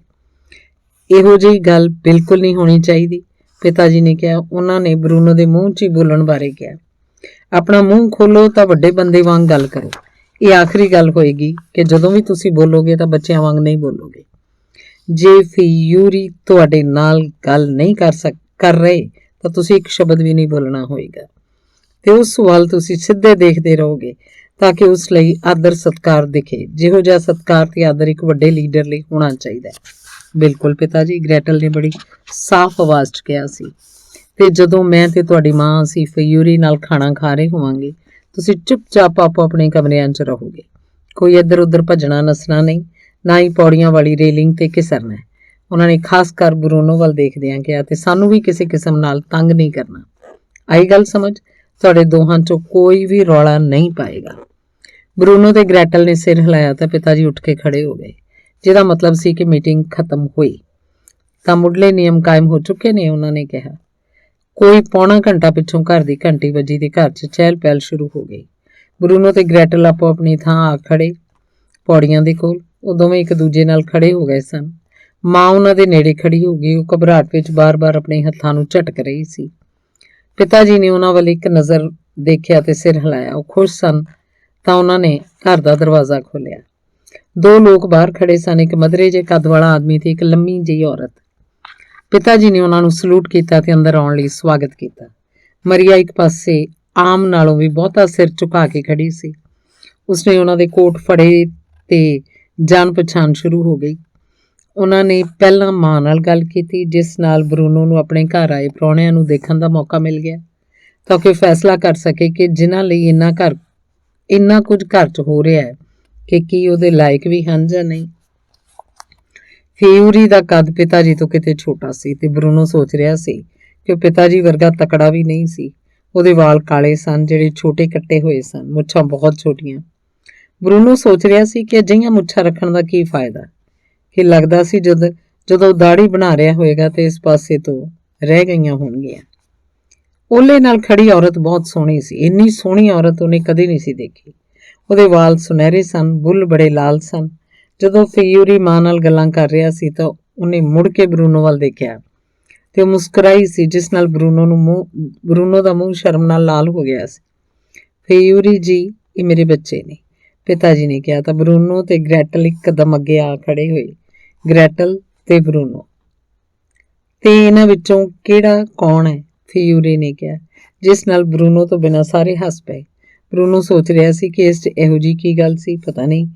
ਪਤਾ ਤਾਂ ਸੀ ਕਿ ਕਿਹੜਾ ਕੌਣ ਹੈ, ਇਹ 'ਚ ਹੱਸਣ ਵਾਲੀ ਕਿਹੜੀ ਗੱਲ ਸੀ। ਫਿਊਰੀ ਨੇ ਆਪਣਾ ਹੱਥ ਅੱਗੇ ਕੀਤਾ ਤਾਂ ਗ੍ਰੈਟਲ ਨੇ ਪਹਿਲਾਂ ਤੋਂ ਹੀ ਪ੍ਰੈਕਟਿਸ ਕੀਤੀ ਹੋਈ ਆਪਣੀ ਅਦਬੀ ਨਜ਼ਾਕਤ ਦਿਖਾਈ। ਬਰੂਨੋ ਬੜਾ ਖੁਸ਼ ਹੋਇਆ ਜਦੋਂ ਗ੍ਰੈਟਲ ਉਸੇ ਰਸਮੀ ਅੰਦਾਜ਼ 'ਚ ਡਿੱਗਦੀ ਮਸਾਂ ਹੀ ਬਚੀ। ਕਿੰਨੇ ਪਿਆਰੇ ਬੱਚੇ ਨੇ, ਸੋਹਣੀ ਸੁਨੱਖੀ ਔਰਤ ਨੇ ਕਿਹਾ। ਇਹ ਕਿੰਨੇ ਵੱਡੇ ਨੇ, ਕੀ ਮੈਂ ਪੁੱਛ ਸਕਦੀ ਹਾਂ? ਮੈਂ ਤਾਂ 12 ਸਾਲ ਦੀ ਹਾਂ ਤੇ ਇਹ ਅਜੇ ਸਿਰਫ 9 ਸਾਲਾਂ ਦਾ ਹੀ ਹੈ। ਗ੍ਰੈਟਲ ਨੇ ਨਫ਼ਰਤ ਭਰੀ ਨਜ਼ਰ ਨਾਲ ਆਪਣੇ ਭਰਾ ਵੱਲ ਦੇਖਦਿਆਂ ਕਿਹਾ, ਤੇ ਮੈਨੂੰ ਤਾਂ ਫ੍ਰੈਂਚ ਵੀ ਬੋਲਣੀ ਆਉਂਦੀ ਹੈ। ਉਹਨੇ ਨਾਲ ਹੀ ਕਿਹਾ, ਜਿਹੜਾ ਕਿ ਸੱਚ ਨਹੀਂ ਸੀ, ਭਾਵੇਂ ਸਕੂਲ 'ਚ ਉਹਨੇ ਕੁਝ ਵਾਕ ਸਿੱਖ ਲਏ ਸਨ। ਹਾਂ, ਪਰ ਤੁਸੀਂ ਬੋਲਣਾ ਕਿਉਂ ਚਾਹੁੰਦੇ ਹੋ? ਫਿਊਰੀ ਨੇ ਪੁੱਛਿਆ, ਤੇ ਇਸ ਵਾਰ ਕੋਈ ਵੀ ਨਾ ਹੱਸਿਆ, ਸਗੋਂ ਸਾਰਿਆਂ ਨੇ ਇੱਕ ਪੈਰ ਤੋਂ ਆਪਣਾ ਭਾਰ ਬਦਲ ਕੇ ਦੂਜੇ ਪੈਰ ਤੇ ਕਰ ਲਿਆ। ਗ੍ਰੈਟਲ ਨੇ ਉਸ ਵੱਲ ਦੇਖਿਆ, ਪਤਾ ਨਹੀਂ ਸੀ ਕਿ ਉਹ ਜਵਾਬ ਦੇਣਾ ਵੀ ਚਾਹੇਗਾ ਕਿ ਨਹੀਂ। ਗੱਲ ਦਾ ਨਿਬੇੜਾ ਜਲਦੀ ਹੋ ਗਿਆ। ਭਾਵੇਂ ਫਿਊਰੀ ਬਰੂਨੋ ਦੇ ਸੋਚਣ ਅਨੁਸਾਰ ਸਭ ਤੋਂ ਖਰਬਾ ਮਹਿਮਾਨ ਸੀ, ਇਹੋ ਜਿਹਾ ਮਹਿਮਾਨ ਉਹਨੇ ਅੱਜ ਤੱਕ ਨਹੀਂ ਸੀ ਵੇਖਿਆ। ਫਿਊਰੀ ਮੁੜਿਆ ਤੇ ਸਿੱਧਾ ਖਾਣੇ ਵਾਲੇ ਕਮਰੇ 'ਚ ਚਲਾ ਗਿਆ ਤੇ ਉਹ ਸਿੱਧਾ ਜਾ ਕੇ ਖਾਣੇ ਵਾਲੀ ਮੇਜ਼ ਤੇ ਸਿਖਰ ਤੇ ਡੱਠੀ ਕੁਰਸੀ ਤੇ ਬੈਠ ਗਿਆ। ਪਿਤਾ ਜੀ ਵਾਲੀ ਕੁਰਸੀ। ਹੋਰ ਇੱਕ ਵੀ ਸ਼ਬਦ ਉਹਦੇ ਮੂੰਹੋਂ ਨਹੀਂ ਸੀ ਨਿਕਲਿਆ। ਥੋੜਾ ਘਬਰਾ ਕੇ ਮਾਂ ਤੇ ਪਿਤਾ ਜੀ ਵੀ ਪਿੱਛੇ ਪਿੱਛੇ ਚੱਲ ਪਏ ਸਨ। ਮਾਂ ਨੇ ਲਾਰਡਸ ਨੂੰ ਸੂਪ ਗਰਮ ਕਰਨ ਲਈ ਕਿਹਾ। ਮੈਂ ਵੀ ਫ੍ਰੈਂਚ ਬੋਲ ਸਕਦੀ ਹਾਂ, ਸੁਨਹਿਰੇ ਵਾਲਾਂ ਵਾਲੀ ਸੋਹਣੀ ਔਰਤ ਨੇ ਦੋਵਾਂ ਬੱਚਿਆਂ ਵੱਲ ਝੁਕਦਿਆਂ ਕਿਹਾ ਸੀ। ਉਹ ਫਿਊਰੀ ਤੋਂ ਘਬਰਾਈ ਹੋਈ ਨਹੀਂ ਸੀ ਲੱਗਦੀ, ਜਿਵੇਂ ਮਾਂ ਤੇ ਪਿਤਾ ਜੀ ਘਬਰਾ ਗਏ ਸਨ। ਫ੍ਰੈਂਚ ਬੜੀ ਸੋਹਣੀ ਬੋਲੀ ਹੈ ਤੇ ਜੇ ਤੁਸੀਂ ਸਿੱਖ ਲਈ ਹੈ ਤੇ ਬੜੀ ਚੰਗੀ ਗੱਲ ਹੈ।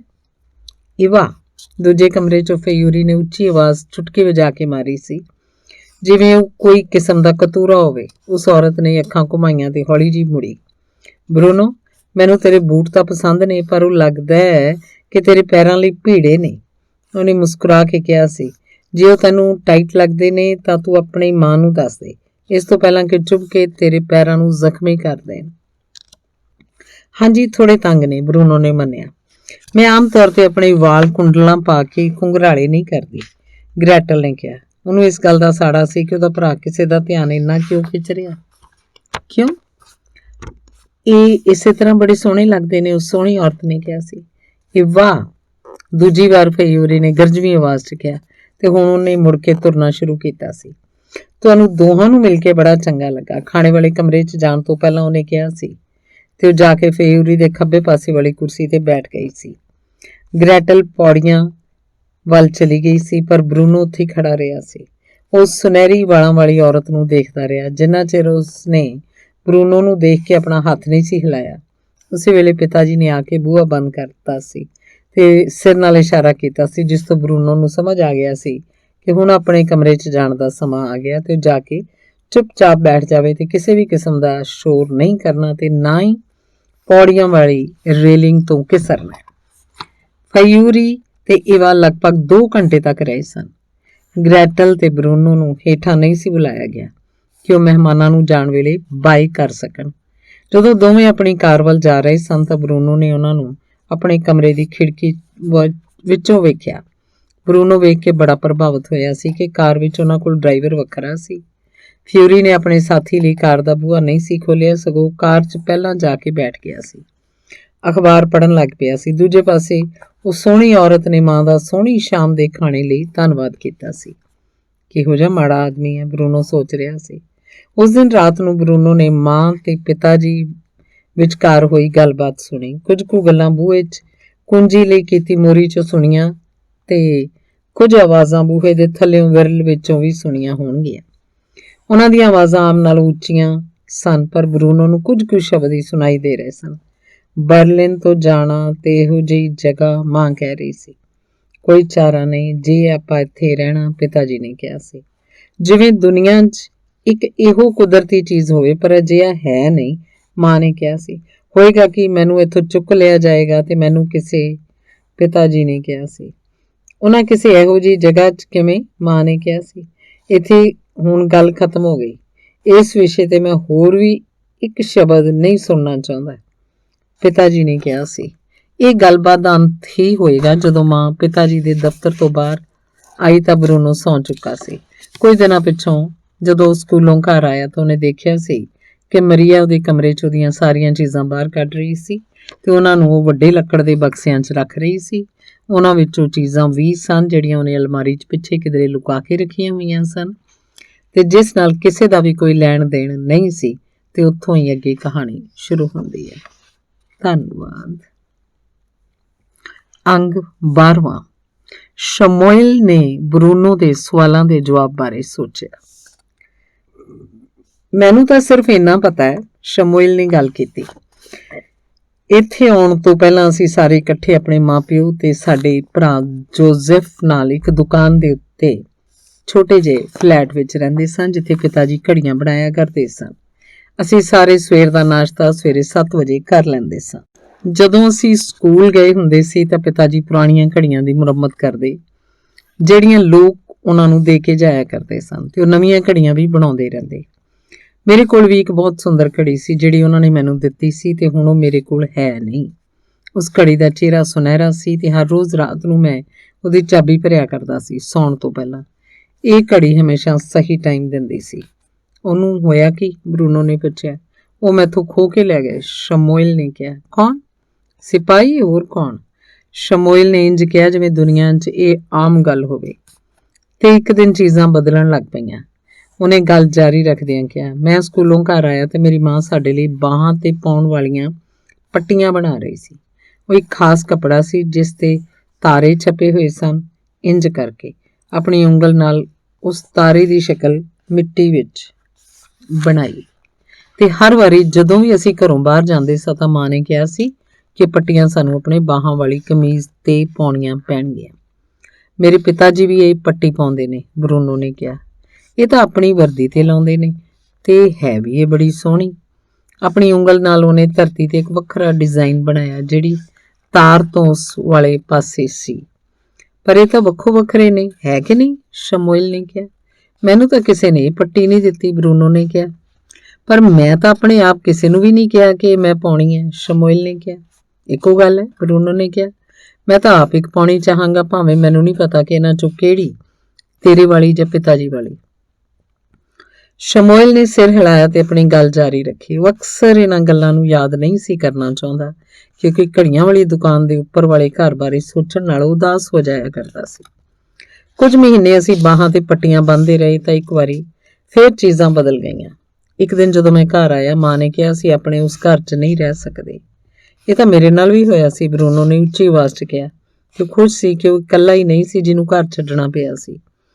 ਫਯੂਰੀ ਸਾਡੇ ਘਰ ਇੱਕ ਸ਼ਾਮ ਦਾ ਖਾਣਾ ਖਾਣ ਆਇਆ ਸੀ ਤੇ ਤੂੰ ਦੇਖ ਹੀ ਰਿਹਾ। ਅਗਲੀ ਵਾਰੀ ਸਾਨੂੰ ਇੱਥੇ ਆਉਣਾ ਪਿਆ। ਮੈਨੂੰ ਇੱਥੇ ਨਾਲ ਸਖਤ ਨਫ਼ਰਤ ਹੈ। ਕਿ ਉਹ ਤੁਹਾਡੇ ਘਰ ਵੀ ਉਹੀ ਕੁਝ ਕਰਨ ਲਈ ਆਇਆ ਸੀ? ਬਰੂਨੋ ਨੇ ਉੱਚੀ ਆਵਾਜ਼ 'ਚ ਕਿਹਾ। ਨਹੀਂ, ਪਰ ਸਾਨੂੰ ਇਹ ਕਿਹਾ ਗਿਆ ਸੀ ਕਿ ਅਸੀਂ ਆਪਣੇ ਘਰ 'ਚ ਨਹੀਂ ਰਹਿ ਸਕਦੇ, ਤੇ ਕਾਰਕਾਓ ਜਾ ਕੇ ਰਹਿਣਾ ਪਿਆ ਸੀ, ਜਿੱਥੇ ਸਿਪਾਹੀਆਂ ਨੇ ਇੱਕ ਵੱਡੀ ਕੰਧ ਖੜੀ ਕਰ ਦਿੱਤੀ ਸੀ, ਤੇ ਉੱਥੇ ਸਾਡੇ ਮਾਪਿਓ ਤੇ ਮੈਨੂੰ ਆਪਣੇ ਭਰਾ ਨਾਲ ਇੱਕ ਕਮਰੇ 'ਚ ਰਹਿਣਾ ਪਿਆ ਸੀ। ਤੁਸੀਂ ਸਾਰੇ ਇੱਕੋ ਕਮਰੇ 'ਚ? ਬਰੂਨੋ ਨੇ ਪੁੱਛਿਆ। ਸਿਰਫ ਅਸੀਂ ਨਹੀਂ, ਉੱਥੇ ਇੱਕ ਟੱਬਰ ਹੋਰ ਵੀ ਰਹਿੰਦਾ ਸੀ, ਜਿਸ ਵਿੱਚ ਮਾਂ ਪਿਓ ਇੱਕ ਦੂਜੇ ਨਾਲ ਹਰ ਵੇਲੇ ਲੜਦੇ ਰਹਿੰਦੇ ਸਨ। ਉਹਨਾਂ ਦੇ ਪੁੱਤਰਾਂ 'ਚੋਂ ਇੱਕ ਮੁੰਡਾ ਜਿਹੜਾ ਮੇਰੇ ਨਾਲੋਂ ਵੱਡਾ ਸੀ, ਉਹ ਮੈਨੂੰ ਮਾਰਦਾ ਰਹਿੰਦਾ ਸੀ, ਭਾਵੇਂ ਮੈਂ ਕੁਝ ਵੀ ਨਾ ਕੀਤਾ ਹੋਵੇ। ਤੁਹਾਨੂੰ ਸਾਰਿਆਂ ਨੂੰ ਇੱਕੋ ਕਮਰੇ 'ਚ ਨਹੀਂ ਸੀ ਰਹਿਣਾ ਚਾਹੀਦਾ। ਇਹ ਤਾਂ ਕੋਈ ਗੱਲ ਨਾ ਹੋਈ, ਬਰੂਨੋ ਨੇ ਕਿਹਾ। ਹਾਂ, ਅਸੀਂ ਸਾਰੇ, ਸ਼ਮੂਏਲ ਨੇ ਆਪਣਾ ਸਿਰ ਹਿਲਾਉਂਦਿਆਂ ਕਿਹਾ। ਸਾਰੇ 11 ਜਣੇ। ਬਰੂਨੋ ਨੇ ਉਹਨੂੰ ਦੁਬਾਰਾ ਗਲਤ ਸਾਬਤ ਕਰਨ ਲਈ ਆਪਣਾ ਮੂੰਹ ਖੋਲ੍ਹਿਆ ਹੀ ਸੀ ਕਿ ਉਹਨੂੰ ਭਰੋਸਾ ਨਹੀਂ ਸੀ ਆ ਰਿਹਾ ਕਿ 11 ਜਣੇ ਇੱਕੋ ਕਮਰੇ 'ਚ ਰਹਿ ਵੀ ਸਕਦੇ ਹਨ, ਪਰ ਫਿਰ ਵੀ ਉਹਨੇ ਆਪਣਾ ਇਰਾਦਾ ਬਦਲ ਲਿਆ। ਅਸੀਂ ਉੱਥੇ ਕੁਝ ਮਹੀਨਿਆਂ ਤੱਕ ਰਹਿੰਦੇ ਰਹੇ ਸੀ, ਸ਼ਮੂਏਲ ਨੇ ਆਪਣੀ ਗੱਲ ਜਾਰੀ ਰੱਖਦਿਆਂ ਕਿਹਾ। ਅਸੀਂ ਸਾਰੇ ਇੱਕੋ ਕਮਰੇ 'ਚ ਰਹੇ ਸੀ। ਉਸ ਕਮਰੇ 'ਚ ਇੱਕ ਖਿੜਕੀ ਵੀ ਸੀ। ਉਸ ਖਿੜਕੀ 'ਚ ਦੇਖਣਾ ਮੈਨੂੰ ਪਸੰਦ ਨਹੀਂ ਸੀ, ਕਿਉਂਕਿ ਖਿੜਕੀ ਵਿੱਚੋਂ ਦੇਖਦਿਆਂ ਸਾਹਮਣੇ ਵੱਡੀ ਕੰਧ ਦਿਸਦੀ ਸੀ, ਤੇ ਉਹ ਕੰਧ ਦੇ ਪਿਛਲੇ ਪਾਸੇ ਸਾਡਾ ਘਰ ਸੀ। ਉਸ ਕਸਬੇ ਦਾ ਹਿੱਸਾ ਚੰਗਾ ਨਹੀਂ ਸੀ, ਜਿੱਥੇ ਹਰ ਵੇਲੇ ਸ਼ੋਰ ਸ਼ਰਾਬਾ ਹੁੰਦਾ ਰਹਿੰਦਾ ਸੀ ਤੇ ਕੋਈ ਸੌਂ ਨਹੀਂ ਸੀ ਸਕਦਾ। ਮੈਨੂੰ ਲੂਕਾ ਨਾਲ ਨਫ਼ਰਤ ਸੀ। ਇਹ ਉਹੀ ਮੁੰਡਾ ਸੀ ਜਿਹੜਾ ਮੈਨੂੰ ਮਾਰਦਾ ਰਹਿੰਦਾ ਸੀ, ਭਾਵੇਂ ਮੈਂ ਕੁਝ ਵੀ ਨਾ ਕੀਤਾ ਹੋਵੇ। ਗ੍ਰੈਟਲ ਮੈਨੂੰ ਕਦੇ ਕਦੇ ਮਾਰਦੀ ਹੈ, ਬਰੂਨੋ ਨੇ ਕਿਹਾ। ਉਹ ਮੇਰੀ ਭੈਣ ਹੈ ਤੇ ਇੱਕ ਅਜਿਹਾ ਕੇਸ ਹੈ ਜਿਹਦਾ ਕੋਈ ਇਲਾਜ ਨਹੀਂ। ਪਰ ਮੈਂ ਛੇਤੀ ਵੱਡਾ ਤੇ ਤਕੜਾ ਹੋ ਜਾਵਾਂਗਾ ਤੇ ਉਹਨੂੰ ਪਤਾ ਵੀ ਲੱਗੇਗਾ ਕਿ ਉਹਨੂੰ ਕਿੱਥੇ ਸੱਟ ਵੱਜੀ ਸੀ। ਤਾਂ ਇੱਕ ਦਿਨ ਸਿਪਾਹੀ ਆ ਪਹੁੰਚੇ ਤੇ ਉਹਨਾਂ ਸਾਰਿਆਂ ਨਾਲ ਵੱਡੇ ਵੱਡੇ ਟਰੱਕ ਵੀ ਸਨ। ਸ਼ਮੂਏਲ ਨੇ ਆਪਣੀ ਗੱਲ ਜਾਰੀ ਰੱਖੀ। ਉਹਨੂੰ ਗ੍ਰੈਟਲ 'ਚ ਕੋਈ ਦਿਲਚਸਪੀ ਨਹੀਂ ਸੀ ਤੇ ਸਭ ਨੂੰ ਇਹੋ ਕਿਹਾ ਗਿਆ ਕਿ ਆਪੋ ਆਪਣੇ ਘਰਾਂ ਤੋਂ ਬਾਹਰ ਹੋ ਜਾਓ। ਬਹੁਤ ਸਾਰੇ ਲੋਕ ਬਾਹਰ ਨਹੀਂ ਸੀ ਆਉਣਾ ਚਾਹੁੰਦੇ ਤੇ ਉਹ ਜਿੱਥੇ ਵੀ ਥਾਂ ਮਿਲੀ ਉੱਥੇ ਲੁੱਕ ਗਏ, ਜਿੱਥੇ ਵੀ ਕਿਸੇ ਨੂੰ ਥਾਂ ਮਿਲੀ। ਤੇ ਮੇਰਾ ਖਿਆਲ ਹੈ ਕਿ ਅਖੀਰ 'ਚੋਂ ਸਾਰੇ ਫੜੇ ਗਏ ਤੇ ਟਰੱਕ ਸਾਨੂੰ ਗੱਡੀ ਤੱਕ ਲੈ ਆਏ। ਤੇ ਗੱਡੀ, ਉਹ ਥੋੜਾ ਝਿਜਕਿਆ ਤੇ ਉਹਨੇ ਆਪਣਾ ਬੁੱਲ ਟੁੱਕ ਲਿਆ। ਬਰੂਨੋ ਨੇ ਸੋਚਿਆ ਕਿ ਹੁਣ ਉਹ ਰੋ ਪਾਏਗਾ, ਪਰ ਉਹਨੂੰ ਸਮਝ ਨਹੀਂ ਸੀ ਕਿ ਕਿਉਂ। ਉਹ ਰੇਲ ਗੱਡੀ ਬੜੀ ਖਤਰਨਾਕ ਸੀ, ਸ਼ਮੂਏਲ ਨੇ ਕਿਹਾ। ਸਾਡੇ ਲੋਕ ਬਹੁਤ ਸਾਰੇ ਇੱਕੋ ਡੱਬੇ 'ਚ ਠੂਸ ਦਿੱਤੇ ਗਏ ਸੀ। ਉਸ ਡੱਬੇ 'ਚ ਸਾਹ ਲੈਣ ਲਈ ਹਵਾ ਵੀ ਨਹੀਂ ਸੀ ਰਹੀ ਤੇ ਉੱਥੇ ਬੜੀ ਭੈੜੀ ਬਦਬੂ ਆ ਰਹੀ ਸੀ। ਉਹ ਇਸ ਕਰਕੇ ਹੋਇਆ ਕਿ ਤੁਸੀਂ ਸਾਰੇ ਇੱਕੋ ਰੇਲ ਡੱਬੇ ਵਿੱਚ ਬੰਦ ਹੋ ਗਏ ਸੋ, ਬਰੂਨੋ ਨੇ ਕਿਹਾ। ਦੋ ਰੇਲ ਗੱਡੀਆਂ ਬਾਰੇ ਸੋਚ ਰਿਹਾ ਸੀ ਜਿਹੜੀਆਂ ਉਹਨੇ ਸਟੇਸ਼ਨ ਤੇ ਖੜੀਆਂ ਦੇਖੀਆਂ ਸੀ, ਪਰ ਕਿਸੇ ਨੇ ਅਜਿਹਾ ਸੋਚਿਆ ਵੀ ਨਹੀਂ ਸੀ ਜਿਹੜੀ ਰੇਲ ਗੱਡੀ 'ਚ ਅਸੀਂ ਆਏ ਸੀ ਤੁਸੀਂ ਵੀ ਉਸ 'ਚ ਆ ਸਕਦੇ ਸੀ। ਮੈਨੂੰ ਨਹੀਂ ਲੱਗਦਾ ਕਿ ਸਾਨੂੰ ਉਸ 'ਚ ਆਉਣ ਦੀ ਇਜਾਜ਼ਤ ਸੀ। ਸਾਨੂੰ ਤਾਂ ਰੇਲ ਗੱਡੀ ਦੇ ਡੱਬੇ 'ਚੋਂ ਬਾਹਰ ਵੀ ਨਹੀਂ ਸੀ ਆਉਣ ਦਿੱਤਾ, ਸ਼ਮੂਏਲ ਨੇ ਕਿਹਾ। ਦਰਵਾਜ਼ੇ ਤਾਂ ਡੱਬੇ ਦੇ ਅਖੀਰ ਤੇ ਹੁੰਦੇ ਨੇ, ਬਰੂਨੋ ਨੇ ਦੱਸਿਆ। ਕੋਈ ਦਰਵਾਜ਼ੇ ਨਹੀਂ ਸਨ, ਸ਼ਮੂਏਲ ਨੇ ਕਿਹਾ। ਬਿਲਕੁਲ ਦਰਵਾਜ਼ੇ ਤਾਂ ਸਨ ਨਹੀਂ, ਬਰੂਨੋ ਨੇ ਹੌਕਾ ਲਿਆ। ਉਹ ਅਖੀਰ ਤੇ ਹੀ ਹੁੰਦੇ ਨੇ, ਖਾਣੇ ਵਾਲੀ ਥਾਂ ਤੋਂ ਮਗਰੋਂ। ਕੋਈ ਦਰਵਾਜ਼ੇ ਨਹੀਂ ਸਨ, ਸ਼ਮੂਏਲ ਨੇ ਜ਼ਿੱਦ ਨਾਲ ਕਿਹਾ। ਜੇ ਹੁੰਦੇ ਤਾਂ ਅਸੀਂ ਥੱਲੇ ਉਤਰ ਸਕਦੇ ਸੀ। ਬਰੂਨੋ ਨੇ ਆਪਣੇ ਮੂੰਹ 'ਚ ਕੁਝ ਬੁੜਬੁੜ ਕੀਤੀ ਤੇ ਕਿਹਾ, ਬਿਲਕੁਲ ਦਰਵਾਜ਼ੇ ਸਨ, ਪਰ ਉਹਨੇ ਹੌਲੀ ਜਿਹੀ ਕਿਹਾ ਤਾਂ ਕਿ ਸ਼ਮੂਏਲ ਸੁਣ ਨਾ ਸਕੇ। ਅਖੀਰ ਜਦੋਂ ਗੱਡੀ ਰੁਕੀ ਤਾਂ ਉੱਥੇ ਉਸ ਥਾਂ ਤੇ ਬਹੁਤ ਠੰਡ ਸੀ ਤੇ ਸਾਨੂੰ ਇੱਥੋਂ ਤੱਕ ਤੁਰ ਕੇ ਆਉਣਾ ਪਿਆ, ਸ਼ਮੂਏਲ ਨੇ ਕਿਹਾ। ਸਾਡੇ ਕੋਲ ਤਾਂ ਕਾਰ ਸੀ, ਬਰੂਨੋ ਨੇ ਉੱਚੀ ਆਵਾਜ਼ 'ਚ ਕਿਹਾ। ਮਾਂ ਨੂੰ ਸਾਡੇ ਤੋਂ ਵੱਖਰਾ ਕਰ ਦਿੱਤਾ ਗਿਆ ਸੀ। ਪਾਪਾ ਜੋਜ਼ੇਫ ਤੇ ਮੈਨੂੰ ਇਹਨਾਂ ਝੌਂਪੜੀਆਂ 'ਚ ਬੰਦ ਕਰ ਦਿੱਤਾ ਗਿਆ ਜਿੱਥੇ ਹੁਣ ਤੱਕ ਅਸੀਂ ਰਹਿ ਰਹੇ ਹਾਂ। ਜਦੋਂ ਸ਼ਮੂਏਲ ਨੇ ਇਹ ਗੱਲਾਂ ਦੱਸੀਆਂ ਤਾਂ ਉਹ ਬੜਾ ਉਦਾਸ ਲੱਗ ਰਿਹਾ ਸੀ। ਬਰੂਨੋ ਨੂੰ ਲੱਗ ਰਿਹਾ ਸੀ ਕਿ ਕਿਉਂ ਉਹਨੂੰ ਕੋਈ ਖਤਰਾ ਇਸ 'ਚ ਨਹੀਂ ਸੀ ਲੱਗ ਰਿਹਾ, ਕਿਉਂਕਿ ਇਹੋ ਜਿਹੀ ਗੱਲ ਤਾਂ ਉਸ ਨਾਲ ਵੀ ਹੋਈ ਸੀ। ਉੱਥੇ ਬਹੁਤ ਸਾਰੇ ਮੁੰਡੇ ਨੇ, ਬਰੂਨੋ ਨੇ ਪੁੱਛਿਆ। ਸੈਂਕੜੇ, ਸ਼ਮੂਏਲ ਨੇ ਕਿਹਾ। ਬਰੂਨੋ ਦੀਆਂ ਅੱਖਾਂ ਟੱਡੀਆਂ ਰਹਿ ਗਈਆਂ। ਸੈਂਕੜੇ? ਉਸਨੇ ਹੈਰਾਨ ਹੋ ਕੇ ਕਿਹਾ, ਇਹ ਤਾਂ ਚੰਗੀ ਗੱਲ ਨਹੀਂ। ਸਾਡੇ ਨਾਲ ਤਾਂ ਖੇਡਣ ਲਈ ਤਾਰ ਦੇ ਇਸ ਪਾਸੇ ਕੋਈ ਵੀ ਨਹੀਂ, ਇੱਕ ਵੀ ਨਹੀਂ। ਅਸੀਂ ਖੇਡਦੇ ਨਹੀਂ, ਸ਼ਮੂਏਲ ਨੇ ਕਿਹਾ। ਖੇਡਦੇ ਨਹੀਂ? ਕਿਉਂ? ਅਸੀਂ ਕਿਹੜੀ ਖੇਡ ਖੇਡੀਏ? ਉਹਨੇ ਪੁੱਛਿਆ। ਇਸ ਸੋਚ ਤੇ ਉਹ ਦੁਚਿੱਤੀ 'ਚ ਲੱਗ ਰਿਹਾ ਸੀ। ਮੈਨੂੰ ਨਹੀਂ ਪਤਾ, ਬਰੂਨੋ ਨੇ ਕਿਹਾ। ਕਈ ਖੇਡਾਂ ਨੇ, ਜਿਵੇਂ ਫੁੱਟਬਾਲ ਜਾਂ ਕੋਈ ਖੋਜ। ਕਿਹੋ ਜਿਹੀ ਖੋਜ ਹੈ ਇੱਥੇ? ਕੋਈ ਚੰਗੀ ਖੋਜ ਹੈ ਵੀ? ਸ਼ਮੂਏਲ ਨੇ ਆਪਣਾ ਸਿਰ ਹਿਲਾਇਆ, ਪਰ ਕੋਈ ਜਵਾਬ ਨਾ ਦਿੱਤਾ। ਉਹਨੇ ਝੌਂਪੜੀਆਂ ਵੱਲ ਦੇਖਿਆ ਤੇ ਮੁੜ ਕੇ ਬਰੂਨੋ ਵੱਲ ਦੇਖਿਆ। ਉਹਦੇ ਢਿੱਡ 'ਚ ਉੱਠੀ ਪੀੜ ਨੇ ਉਹਨੂੰ ਕੁਝ ਬੋਲਣ ਨਹੀਂ ਦਿੱਤਾ। ਤੇਰੇ ਕੋਲ ਕੁਝ ਖਾਣ ਲਈ ਹੈ ਵੀ ਕਿ ਨਹੀਂ? ਉਹਨੇ ਪੁੱਛਿਆ। ਮੈਨੂੰ ਲੱਗਦਾ ਕੁਝ ਨਹੀਂ। ਮੈਂ ਕੁਝ ਚਾਕਲੇਟ ਲਿਆਉਣਾ ਚਾਹੁੰਦਾ ਸੀ, ਪਰ ਮੈਂ ਭੁੱਲ ਗਿਆ। ਚਾਕਲੇਟ? ਸ਼ਮੂਏਲ ਨੇ ਹੌਲੀ ਜਿਹੀ ਕਿਹਾ। ਉਹਦੀ ਜੀਭ ਦੰਦਾਂ ਤੋਂ ਬਾਹਰ ਆ ਰਹੀ ਸੀ। ਮੈਂ ਤਾਂ ਹੁਣ ਤੱਕ ਸਿਰਫ ਇੱਕ ਵਾਰੀ ਚਾਕਲੇਟ ਖਾਧਾ ਸੀ। ਸਿਰਫ ਇੱਕ ਵਾਰੀ? ਮੈਨੂੰ ਤਾਂ ਚਾਕਲੇਟ ਬਹੁਤ ਪਸੰਦ ਨੇ, ਮੈਨੂੰ ਬਹੁਤੇ ਨਹੀਂ ਮਿਲਦੇ। ਮਾਂ ਕਹਿੰਦੀ ਰਹਿੰਦੀ ਹੈ ਕਿ ਮੇਰੇ ਦੰਦ ਖਰਾਬ ਹੋ ਜਾਣਗੇ। ਤੁਹਾਡੇ ਕੋਲ ਡਬਲ ਰੋਟੀ ਨਹੀਂ ਹੈ ਕਿ ਨਹੀਂ? ਬਰੂਨੋ ਨੇ ਸਿਰ ਮਾਰਦਿਆਂ ਕਿਹਾ, ਬਿਲਕੁਲ ਵੀ ਨਹੀਂ। ਸ਼ਾਮ ਦਾ ਖਾਣਾ ਸ਼ਾਮ 6:30 ਵਜੇ ਤੋਂ ਮਗਰੋਂ ਹੀ ਪਰੋਸਿਆ ਜਾਂਦਾ ਹੈ। ਤੁਹਾਨੂੰ ਖਾਣਾ ਕਿੰਨੇ ਵਜੇ ਮਿਲਦਾ ਹੈ? ਸ਼ਮੂਏਲ ਨੇ ਆਪਣੇ ਮੋਢੇ ਛੰਡੇ ਤੇ ਉੱਠ ਕੇ ਖੜਾ ਹੋ ਗਿਆ। ਮੈਨੂੰ ਹੁਣ ਵਾਪਸ ਚਲਾ ਜਾਣਾ ਚਾਹੀਦਾ, ਉਹਨੇ ਕਿਹਾ। ਸ਼ਾਇਦ ਕਿਸੇ ਦਿਨ ਸ਼ਾਮ ਦਾ ਖਾਣਾ ਖਾਣ ਸਾਡੇ ਘਰ ਆ ਸਕਦਾ ਹੈ, ਬਰੂਨੋ ਨੇ ਕਿਹਾ, ਭਾਵੇਂ ਕਿ ਇਹ ਕੋਈ ਚੰਗੀ ਰਾਏ ਨਹੀਂ ਸੀ। ਸ਼ਾਇਦ, ਸ਼ਮੂਏਲ ਨੇ ਕਿਹਾ, ਭਾਵੇਂ ਉਹਨੂੰ ਇਸ ਗੱਲ ਦਾ ਇਤਬਾਰ ਨਹੀਂ ਸੀ ਆਇਆ। ਜਾਂ ਮੈਂ ਤੁਹਾਡੇ ਕੋਲ ਆ ਜਾਵਾਂਗਾ, ਬਰੂਨੋ ਨੇ ਕਿਹਾ। ਸ਼ਾਇਦ ਮੈਂ ਆ ਕੇ ਤੁਹਾਡੇ ਦੋਸਤਾਂ ਨੂੰ ਵੀ ਮਿਲ ਲਵਾਂਗਾ, ਉਹਨੇ ਉਮੀਦ ਨਾਲ ਕਿਹਾ। ਉਹ ਸੋਚ ਰਿਹਾ ਸੀ ਕਿ ਇਹ ਗੱਲ ਸ਼ਮੂਏਲ ਕਹੇਗਾ, ਪਰ ਉਸ ਤੇ ਕੋਈ ਅਸਾਰ ਨਜ਼ਰ ਨਹੀਂ ਸੀ ਆ ਰਹੇ। ਤੂੰ ਇਸ ਤਾਰ ਦੇ ਗਲਤ ਪਾਸੇ ਖੜਾ ਹੈ, ਸ਼ਮੂਏਲ ਨੇ ਕਿਹਾ। ਮੈਂ ਤਾਰ ਦੇ ਹੇਠੋਂ ਗੋਡਿਆਂ ਭਾਰ ਹੋ ਕੇ ਆ ਸਕਦਾ, ਬਰੂਨੋ ਨੇ ਕਿਹਾ।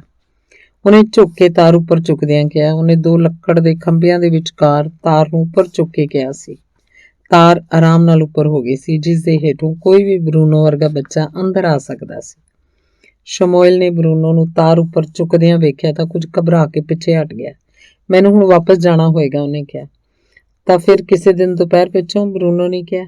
ਮੇਰਾ ਇੱਥੇ ਹੋਣਾ ਠੀਕ ਨਹੀਂ। ਜੇ ਉਹਨਾਂ ਨੇ ਫੜ ਲਿਆ ਤਾਂ ਮੈਨੂੰ ਮੁਸੀਬਤ ਪੈ ਜਾਏਗੀ। ਉਹ ਮੁੜ ਪਿਆ ਤੇ ਤੁਰਨ ਲੱਗਾ ਤਾਂ ਬਰੂਨੋ ਨੇ ਦੇਖਿਆ ਕਿ ਉਹਦਾ ਨਵਾਂ ਦੋਸਤ ਕਿੰਨਾ ਪਤਲਾ ਤੇ ਕਮਜ਼ੋਰ ਸੀ। ਉਹਨੇ ਕੁਝ ਨਹੀਂ ਕਿਹਾ, ਕਿਉਂਕਿ ਉਹਨੂੰ ਚੰਗੀ ਤਰ੍ਹਾਂ ਪਤਾ ਸੀ ਕਿ ਕਿਸੇ ਬਾਰੇ ਅਜਿਹੀ ਗੱਲ ਕਰਨੀ ਚੰਗੀ ਗੱਲ ਨਹੀਂ ਸੀ, ਜਿਵੇਂ ਕਿਸੇ ਨੇ ਉਹਦੇ ਛੋਟੇ ਕੱਦ ਬਾਰੇ ਕਹਿਣਾ। ਉਹ ਅਖੀਰ 'ਚ ਸ਼ਮੂਏਲ ਨਾਲ ਬੇਰਹਿਮੀ ਨਾਲ ਪੇਸ਼ ਨਹੀਂ ਸੀ ਆਉਣਾ ਚਾਹੁੰਦਾ। ਮੈਂ ਕੱਲ ਫੇਰ ਆਵਾਂਗਾ, ਬਰੂਨੋ ਨੇ ਉੱਚੀ ਆਵਾਜ਼ 'ਚ ਕਿਹਾ। ਜਦੋਂ ਸ਼ਮੂਏਲ ਥੋੜੀ ਦੂਰ ਜਾ ਚੁੱਕਾ ਸੀ, ਪਰ ਉਹਨੇ ਪਰਤ ਕੇ ਕੋਈ ਜਵਾਬ ਨਹੀਂ ਸੀ ਦਿੱਤਾ। ਅਸਲ 'ਚ ਕੈਂਪ ਵੱਲੋਂ ਭੱਜਣ ਲੱਗ ਪਿਆ ਸੀ ਤੇ ਬਰੂਨੋ ਉੱਥੇ ਖੜਾ ਵੇਖਦਾ ਰਹਿ ਗਿਆ ਸੀ। ਬਰੂਨੋ ਨੇ ਸੋਚਿਆ ਕਿ ਇੱਕ ਦਿਨ ਲਈ ਇਹ ਖੋਜ ਬਹੁਤ ਸੀ ਤੇ ਉਹ ਆਪਣੇ ਘਰ ਵੱਲ ਚੱਲ ਪਿਆ। ਜੋ ਕੁਝ ਵੀ ਹੋਇਆ ਸੀ ਉਹ ਮਾਂ, ਪਿਤਾ ਜੀ ਤੇ ਗ੍ਰੈਟਲ ਨੂੰ ਨਹੀਂ ਸੀ ਦੱਸਣਾ ਚਾਹੁੰਦਾ। ਭਾਵੇਂ ਉਹ ਉਤਸ਼ਾਹਿਤ ਸੀ, ਖਾਸ ਕਰ ਗ੍ਰੈਟਲ ਤਾਂ ਉਹਦੀ ਗੱਲ ਸੁਣ ਕੇ ਫਟ ਹੀ ਜਾਏਗੀ। ਫਿਰ ਬਰੂਨੋ ਇਸ ਬਾਰੇ ਸਭ ਨੂੰ ਦੱਸਣਾ ਚਾਹੁੰਦਾ ਸੀ। ਮਰੀਆ ਤੇ ਰਸੋਈਆ ਲਾਰਸ ਨੂੰ ਤਾਂ ਉਹ ਦੱਸੇਗਾ, ਕਿ ਉਸ ਦਿਨ ਦੁਪਹਿਰ ਬਾਅਦ ਕਿਵੇਂ ਉਹ ਆਪਣੇ ਨਵੇਂ ਦੋਸਤ ਨੂੰ ਮਿਲਿਆ ਸੀ, ਜਿਹਦਾ ਨਾਮ ਬੜਾ ਹਾਸੋਹੀਣਾ ਸੀ। ਤੇ ਸੱਚੀ ਗੱਲ ਤਾਂ ਇਹ ਸੀ ਕਿ ਦੋਹਾਂ ਦਾ ਜਨਮ ਦਿਨ ਇੱਕ ਸੀ। ਜਿਉਂ-ਜਿਉਂ ਘਰ ਦੇ ਨੇੜੇ ਆਉਂਦਾ ਰਿਹਾ, ਉਹ ਸੋਚਣ ਲੱਗ ਪਿਆ ਕਿ ਇਹ ਕੋਈ ਚੰਗੀ ਗੱਲ ਨਹੀਂ ਸੀ ਹੋਣੀ। ਉਹ ਜਿਵੇਂ ਆਪਣੇ ਆਪ ਨਾਲ ਹੀ ਸਲਾਹ ਕਰ ਰਿਹਾ ਹੋਵੇ। ਹੋ ਸਕਦਾ ਉਹ ਸਾਰੇ ਇਹ ਚਾਹੁੰਦੇ ਹੋਣ ਕਿ ਮੈਂ ਇਸ ਮੁੰਡੇ ਨਾਲ ਦੋਸਤੀ ਨਾ ਕਰਾਂ। ਜੇ ਦੋਸਤੀ ਹੋ ਜਾਂਦੀ ਹੈ ਤਾਂ ਹੋ ਸਕਦਾ ਮੈਨੂੰ ਘਰ ਤੋਂ ਬਾਹਰ ਹੀ ਨਾ ਆਉਣ ਦੇਣ। ਇਹੋ ਸੋਚ ਨਾਲ ਜਦੋਂ ਉਹ ਘਰ ਅੰਦਰ ਆਇਆ ਤਾਂ ਉਹਨੂੰ ਬੀਫ ਦੀ ਹਵਾੜ ਆਈ, ਜਿਹੜਾ ਘਰ ਵਿੱਚ ਪੱਕ ਰਿਹਾ ਸੀ ਸ਼ਾਮ ਦੇ ਖਾਣੇ ਲਈ। ਉਹਨੇ ਫੈਸਲਾ ਕੀਤਾ ਕਿ ਕਿਸੇ ਨਾਲ ਕੋਈ ਗੱਲ ਨਹੀਂ ਕਰੇਗਾ ਤੇ ਫਿਲਹਾਲ ਚੁੱਪ ਰਹੇਗਾ। ਇਹ ਉਹਦਾ ਆਪਣਾ ਗੁਪਤ ਸਮਾਚਾਰ ਹੋਏਗਾ, ਉਸਦਾ ਤੇ ਸ਼ਮੂਏਲ ਦਾ।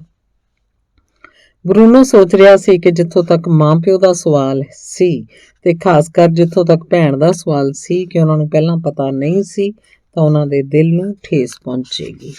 ਧੰਨਵਾਦ। 13ਵਾਂ ਅੰਗ, ਸ਼ਰਾਬ ਦੀ ਬੋਤਲ।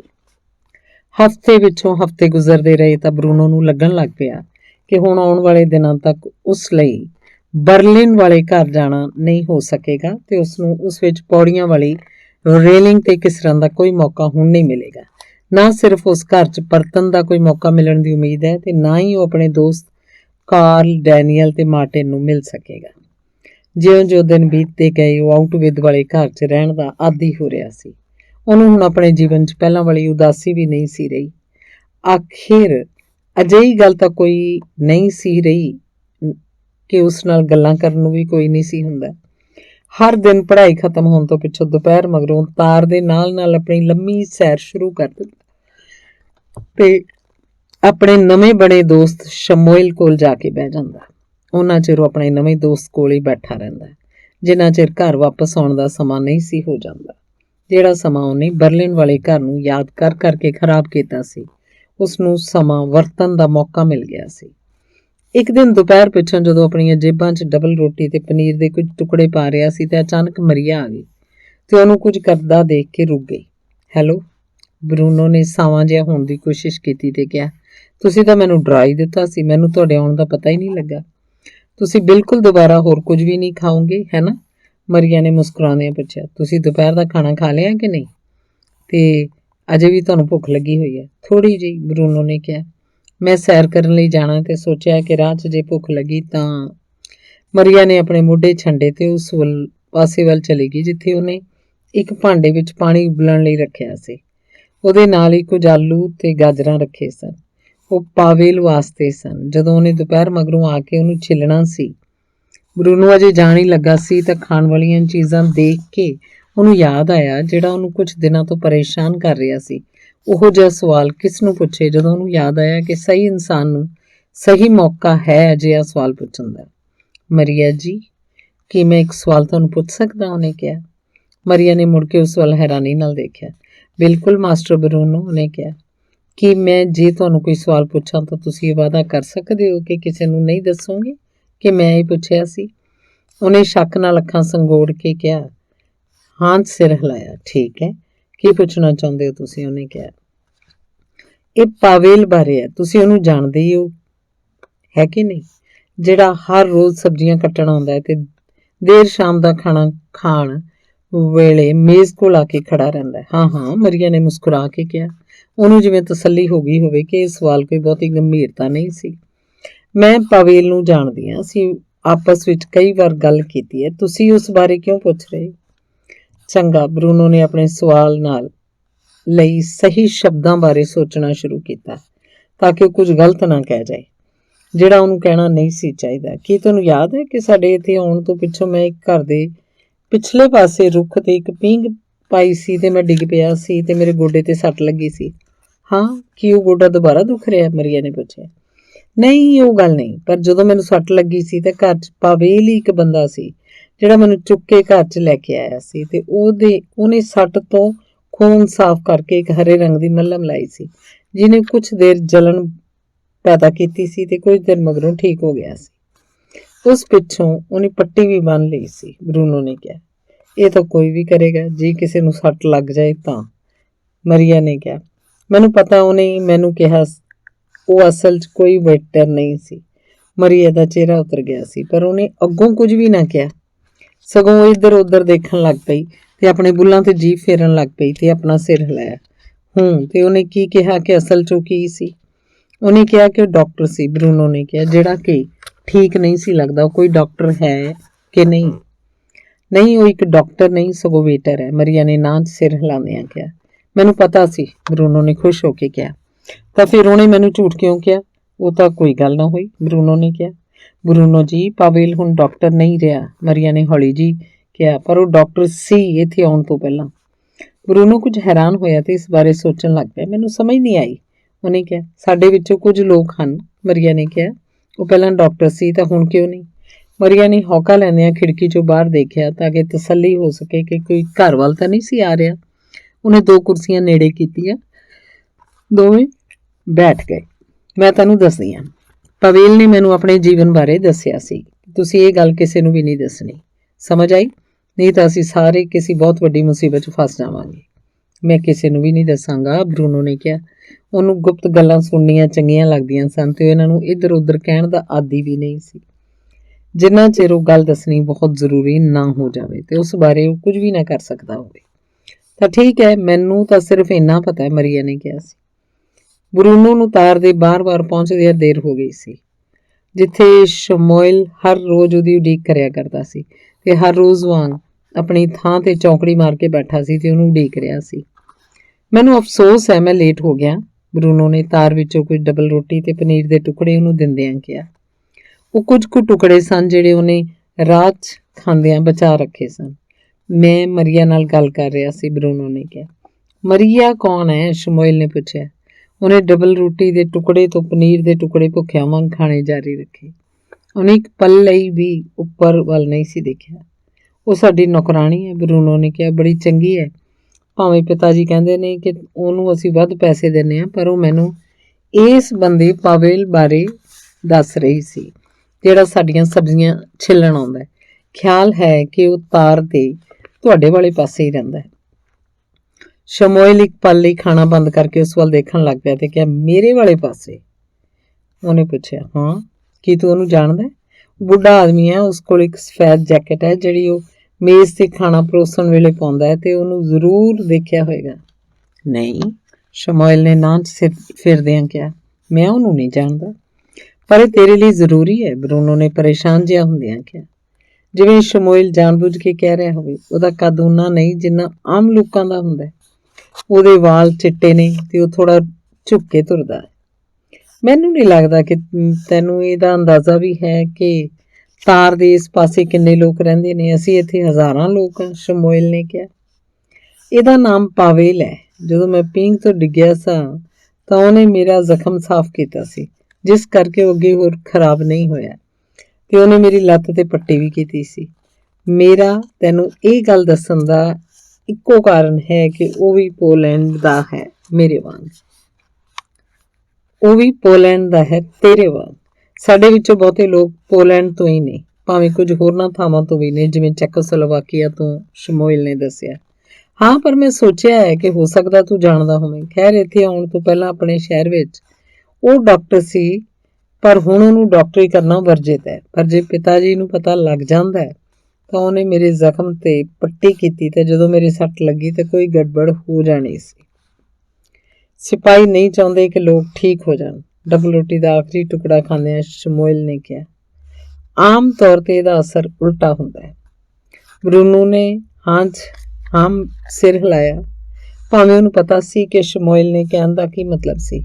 ਉਹਨੇ ਅਸਮਾਨ ਵੱਲ ਦੇਖਿਆ। ਕੁਝ ਪਲਾਂ ਪਿੱਛੋਂ ਉਹਨੇ ਤਾਰਾਂ ਦੇ ਵਿਚਕਾਰ ਆਉਂਦਿਆਂ ਹੋਰ ਸਵਾਲ ਪੁੱਛਿਆ, ਜਿਹੜਾ ਉਹਦੇ ਦਿਮਾਗ 'ਚ ਘੁੰਮ ਰਿਹਾ ਸੀ। ਕੀ ਤੈਨੂੰ ਪਤਾ ਹੈ ਕਿ ਜਦ ਤੂੰ ਵੱਡਾ ਹੋ ਗਿਆ ਤੂੰ ਕੀ ਬਣੇਗਾ? ਉਹਨੇ ਪੁੱਛਿਆ। ਹਾਂ, ਮੈਂ ਕਿਸੇ ਚਿੜੀਆ ਘਰ 'ਚ ਕੰਮ ਕਰਾਂਗਾ, ਸ਼ਮੂਏਲ ਨੇ ਕਿਹਾ। ਚਿੜੀਆ ਘਰ? ਬਰੂਨੋ ਨੇ ਪੁੱਛਿਆ। ਮੈਨੂੰ ਜਾਨਵਰ ਪਸੰਦ ਨੇ, ਸ਼ਮੂਏਲ ਨੇ ਹੌਲੀ ਜਿਹੀ ਕਿਹਾ। ਮੈਂ ਤਾਂ ਇੱਕ ਸਿਪਾਹੀ ਬਣਾਂਗਾ, ਬਰੂਨੋ ਨੇ ਬੜੀ ਹੌਸਲੇ ਭਰੀ ਆਵਾਜ਼ 'ਚ ਕਿਹਾ, ਪਿਤਾ ਜੀ ਵਾਂਗ। ਮੈਂ ਕੋਈ ਸਿਪਾਹੀ ਬਣਨਾ ਨਹੀਂ ਪਸੰਦ ਕਰਾਂਗਾ, ਸ਼ਮੂਏਲ ਨੇ ਕਿਹਾ। ਮੇਰਾ ਮਤਲਬ ਕੋਈ ਲੈਫਟੀਨੈਂਟ ਕੋਟਲਰ ਵਰਗਾ ਨਹੀਂ ਸੀ, ਬਰੂਨੋ ਨੇ ਝੱਟ ਕਿਹਾ। ਨਾ ਹੀ ਕੋਈ ਇਹੋ ਜਿਹਾ ਹੈ ਜਿਹੜਾ ਇੱਧਰ ਉੱਧਰ ਤੁਰਿਆ ਫਿਰੇ, ਜਿਵੇਂ ਹਰ ਥਾਂ ਉਸੇ ਦੀ ਹੁੰਦੀ ਹੈ, ਤੇ ਤੁਹਾਡੀ ਭੈਣ ਨਾਲ ਹੱਸਦਾ ਫਿਰੇ ਤੇ ਜਿਹੜਾ ਤੁਹਾਡੀ ਮਾਂ ਨਾਲ ਘੁਸਰ ਮੁਸਰ ਕਰਦਾ ਫਿਰੇ। ਮੈਨੂੰ ਨਹੀਂ ਲੱਗਦਾ ਕਿ ਇਹ ਕੋਈ ਚੰਗਾ ਸਿਪਾਹੀ ਹੈ। ਮੇਰੇ ਕਹਿਣ ਦਾ ਮਤਲਬ ਹੈ ਵੀ ਪਿਤਾ ਜੀ ਵਰਗਾ ਬਹੁਤਿਆਂ ਵਿੱਚੋਂ ਚੰਗਾ। ਕਿਧਰੇ ਕੋਈ ਚੰਗੇ ਸਿਪਾਹੀ ਹੈ ਹੀ ਨਹੀਂ, ਸ਼ਮੂਏਲ ਨੇ ਕਿਹਾ। ਹਾਂ ਬਿਲਕੁਲ ਹੈਗੇ ਨੇ, ਬਰੂਨੋ ਨੇ ਕਿਹਾ। ਕੌਣ? ਜਿਵੇਂ ਪਿਤਾ ਜੀ ਨੇ, ਬਰੂਨੋ ਨੇ ਕਿਹਾ। ਇਸੇ ਕਰਕੇ ਉਹਨਾਂ ਦੀ ਵਰਦੀ ਬੜੀ ਜ਼ਰੂਰੀ ਤੇ ਅਹਿਮ ਹੈ, ਜਿਸ ਕਰਕੇ ਉਹਨਾਂ ਨੂੰ ਹਰ ਕੋਈ ਕਮਾਂਡੈਂਟ ਕਹਿੰਦਾ ਹੈ, ਤੇ ਜੇ ਉਹ ਕਹਿੰਦੇ ਨੇ ਉਹੀ ਅਗਲਾ ਕਰਦਾ ਹੈ। ਫਿਊਰੀ ਦੇ ਦਿਮਾਗ 'ਚ ਉਹਨਾਂ ਲਈ ਬੜੀਆਂ ਵੱਡੀਆਂ ਗੱਲਾਂ ਨੇ, ਪਰ ਇਸ ਲਈ ਕਿ ਉਹ ਦੋਨੋਂ ਬੜੇ ਚੰਗੇ ਸਿਪਾਹੀ। ਕਿਧਰੇ ਕੋਈ ਵੀ ਚੰਗਾ ਸਿਪਾਹੀ ਨਹੀਂ। ਸ਼ਮੂਏਲ ਨੇ ਫਿਰ ਆਪਣੀ ਗੱਲ ਦੁਹਰਾਈ। ਪਿਤਾ ਜੀ ਤੋਂ ਬਿਨਾਂ, ਬਰੂਨੋ ਨੇ ਦੁਬਾਰਾ ਕਿਹਾ। ਇਹ ਉਮੀਦ ਕਰ ਰਿਹਾ ਸੀ ਕਿ ਸ਼ਮੂਏਲ ਦੁਬਾਰਾ ਨਹੀਂ ਕਹੇਗਾ, ਕਿਉਂਕਿ ਉਸ ਨਾਲ ਬਹਿਸ ਨਹੀਂ ਸੀ ਪੈਣਾ ਚਾਹੁੰਦਾ, ਕਿਉਂਕਿ ਆਊਟਵਿਦ ਵਿੱਚ ਉਹਦਾ ਇੱਕੋ ਹੀ ਤਾਂ ਦੋਸਤ ਸੀ। ਪਰ ਪਿਤਾ ਜੀ ਤਾਂ ਪਿਤਾ ਜੀ ਸਨ ਤੇ ਬਰੂਨੋ ਨਹੀਂ ਸੀ ਚਾਹੁੰਦਾ ਕਿ ਉਹਨਾਂ ਬਾਰੇ ਕੋਈ ਵੀ ਕੁਝ ਕਹੇ। ਦੋਵੇਂ ਮੁੰਡੇ ਕੁਝ ਮਿੰਟਾਂ ਲਈ ਚੁੱਪਚਾਪ ਬੈਠੇ ਰਹੇ। ਦੋਵਾਂ 'ਚੋਂ ਕੋਈ ਇਹ ਨਹੀਂ ਸੀ ਚਾਹੁੰਦਾ ਕਿ ਉਹ ਜਿਹਾ ਕਹੇ ਜਿਸ ਨਾਲ ਪਿੱਛੋਂ ਅਫਸੋਸ ਹੋਵੇ। ਤੈਨੂੰ ਨਹੀਂ ਪਤਾ ਕਿ ਇੱਥੇ ਹੋ ਕੀ ਰਿਹਾ? ਸ਼ਮੂਏਲ ਨੇ ਇੰਨੀ ਧੀਮੀ ਆਵਾਜ਼ 'ਚ ਕਿਹਾ ਕਿ ਸ਼ਾਇਦ ਹੀ ਬਰੂਨੋ ਨੇ ਸੁਣਿਆ ਹੋਵੇਗਾ। ਤੇਰੇ ਕੋਈ ਭੈਣ ਹੈ ਕਿ ਨਹੀਂ? ਬਰੂਨੋ ਨੇ ਝੱਟ ਹੀ ਪੁੱਛ ਲਿਆ। ਉਹਨੇ ਉਹਦੀ ਗੱਲ ਅਣਸੁਣੀ ਕਰਦਿਆਂ ਕਿਹਾ ਤਾਂ ਕਿ ਉਹਦਾ ਜਵਾਬ ਨਾ ਦੇਣਾ ਪਵੇ। ਨਹੀਂ, ਸ਼ਮੂਏਲ ਨੇ ਨਾ ਸਿਰ ਹਿਲਾਉਂਦਿਆਂ ਕਿਹਾ। ਤੇਰੀ ਕਿਸਮਤ ਚੰਗੀ ਹੈ, ਬਰੂਨੋ ਨੇ ਕਿਹਾ। ਗ੍ਰੈਟਲ ਅਜੇ ਸਿਰਫ 12 ਸਾਲਾਂ ਦੀ ਹੈ ਤੇ ਉਹ ਸੋਚਦੀ ਹੈ ਕਿ ਉਹਨੂੰ ਸਭ ਕੁਝ ਪਤਾ ਹੈ। ਅਸਲ 'ਚ ਉਹਦਾ ਕੋਈ ਇਲਾਜ ਨਹੀਂ। ਉਹ ਆਪਣੀ ਖਿੜਕੀ ਤੇ ਬੈਠੀ ਰਹਿੰਦੀ ਹੈ ਤੇ ਜਦੋਂ ਉਹ ਦੂਰੋਂ ਲੈਫਟੀਨੈਂਟ ਕੋਟਲਰ ਨੂੰ ਆਉਂਦਾ ਵੇਖਦੀ ਹੈ ਤਾਂ ਭੱਜ ਕੇ ਹੇਠਾਂ ਵੱਡੇ ਕਮਰੇ 'ਚ ਚਲੀ ਜਾਂਦੀ ਹੈ। ਇੱਕ ਦਿਨ ਮੈਂ ਉਹਨੂੰ ਇਦਾਂ ਕਰਦੇ ਦੇਖਿਆ ਸੀ। ਜਦੋਂ ਆਇਆ ਤਾਂ ਉਹ ਕਹਿੰਦੀ, ਕਿਉਂ ਲੈਫਟੀਨੈਂਟ ਕੋਟਲਰ, ਮੈਨੂੰ ਪਤਾ ਹੀ ਨਹੀਂ ਸੀ ਕਿ ਤੁਸੀਂ ਇੱਥੇ ਹੀ ਹੋ, ਜਦੋਂ ਕਿ ਸੱਚਾਈ ਇਹ ਸੀ ਕਿ ਉਹ ਉਸ ਨੂੰ ਉਡੀਕ ਰਹੀ ਸੀ। ਬਰੂਨੋ ਉਸ ਵੇਲੇ ਸ਼ਮੂਏਲ ਵੱਲ ਨਹੀਂ ਸੀ ਵੇਖ ਰਿਹਾ ਜਦੋਂ ਉਹਨੇ ਇਹ ਗੱਲ ਆਖੀ ਸੀ, ਤੇ ਜਦੋਂ ਆਪਣੀ ਗੱਲ ਖਤਮ ਕਰਕੇ ਉਹਦੇ ਚਿਹਰੇ ਵੱਲ ਦੇਖਿਆ ਕਿ ਉਹਦੇ ਦੋਸਤ ਦੇ ਚਿਹਰੇ ਦਾ ਰੰਗ ਅੱਗੇ ਨਾਲੋਂ ਹੋਰ ਪੀਲਾ ਪੈ ਗਿਆ ਸੀ। ਕੀ ਗੱਲ? ਲੱਗਦਾ ਜਿਵੇਂ ਤੂੰ ਬਿਮਾਰ ਹੋਵੇਂ। ਮੈਨੂੰ ਉਸ ਬਾਰੇ ਗੱਲ ਕਰਨੀ ਚੰਗੀ ਨਹੀਂ ਲੱਗਦੀ, ਸ਼ਮੂਏਲ ਨੇ ਕਿਹਾ। ਕਿਸ ਬਾਰੇ? ਬਰੂਨੋ ਨੇ ਪੁੱਛਿਆ। ਲੈਫਟੀਨੈਂਟ ਕੋਟਲਰ, ਉਸ ਤੋਂ ਮੈਨੂੰ ਡਰ ਲੱਗਦਾ।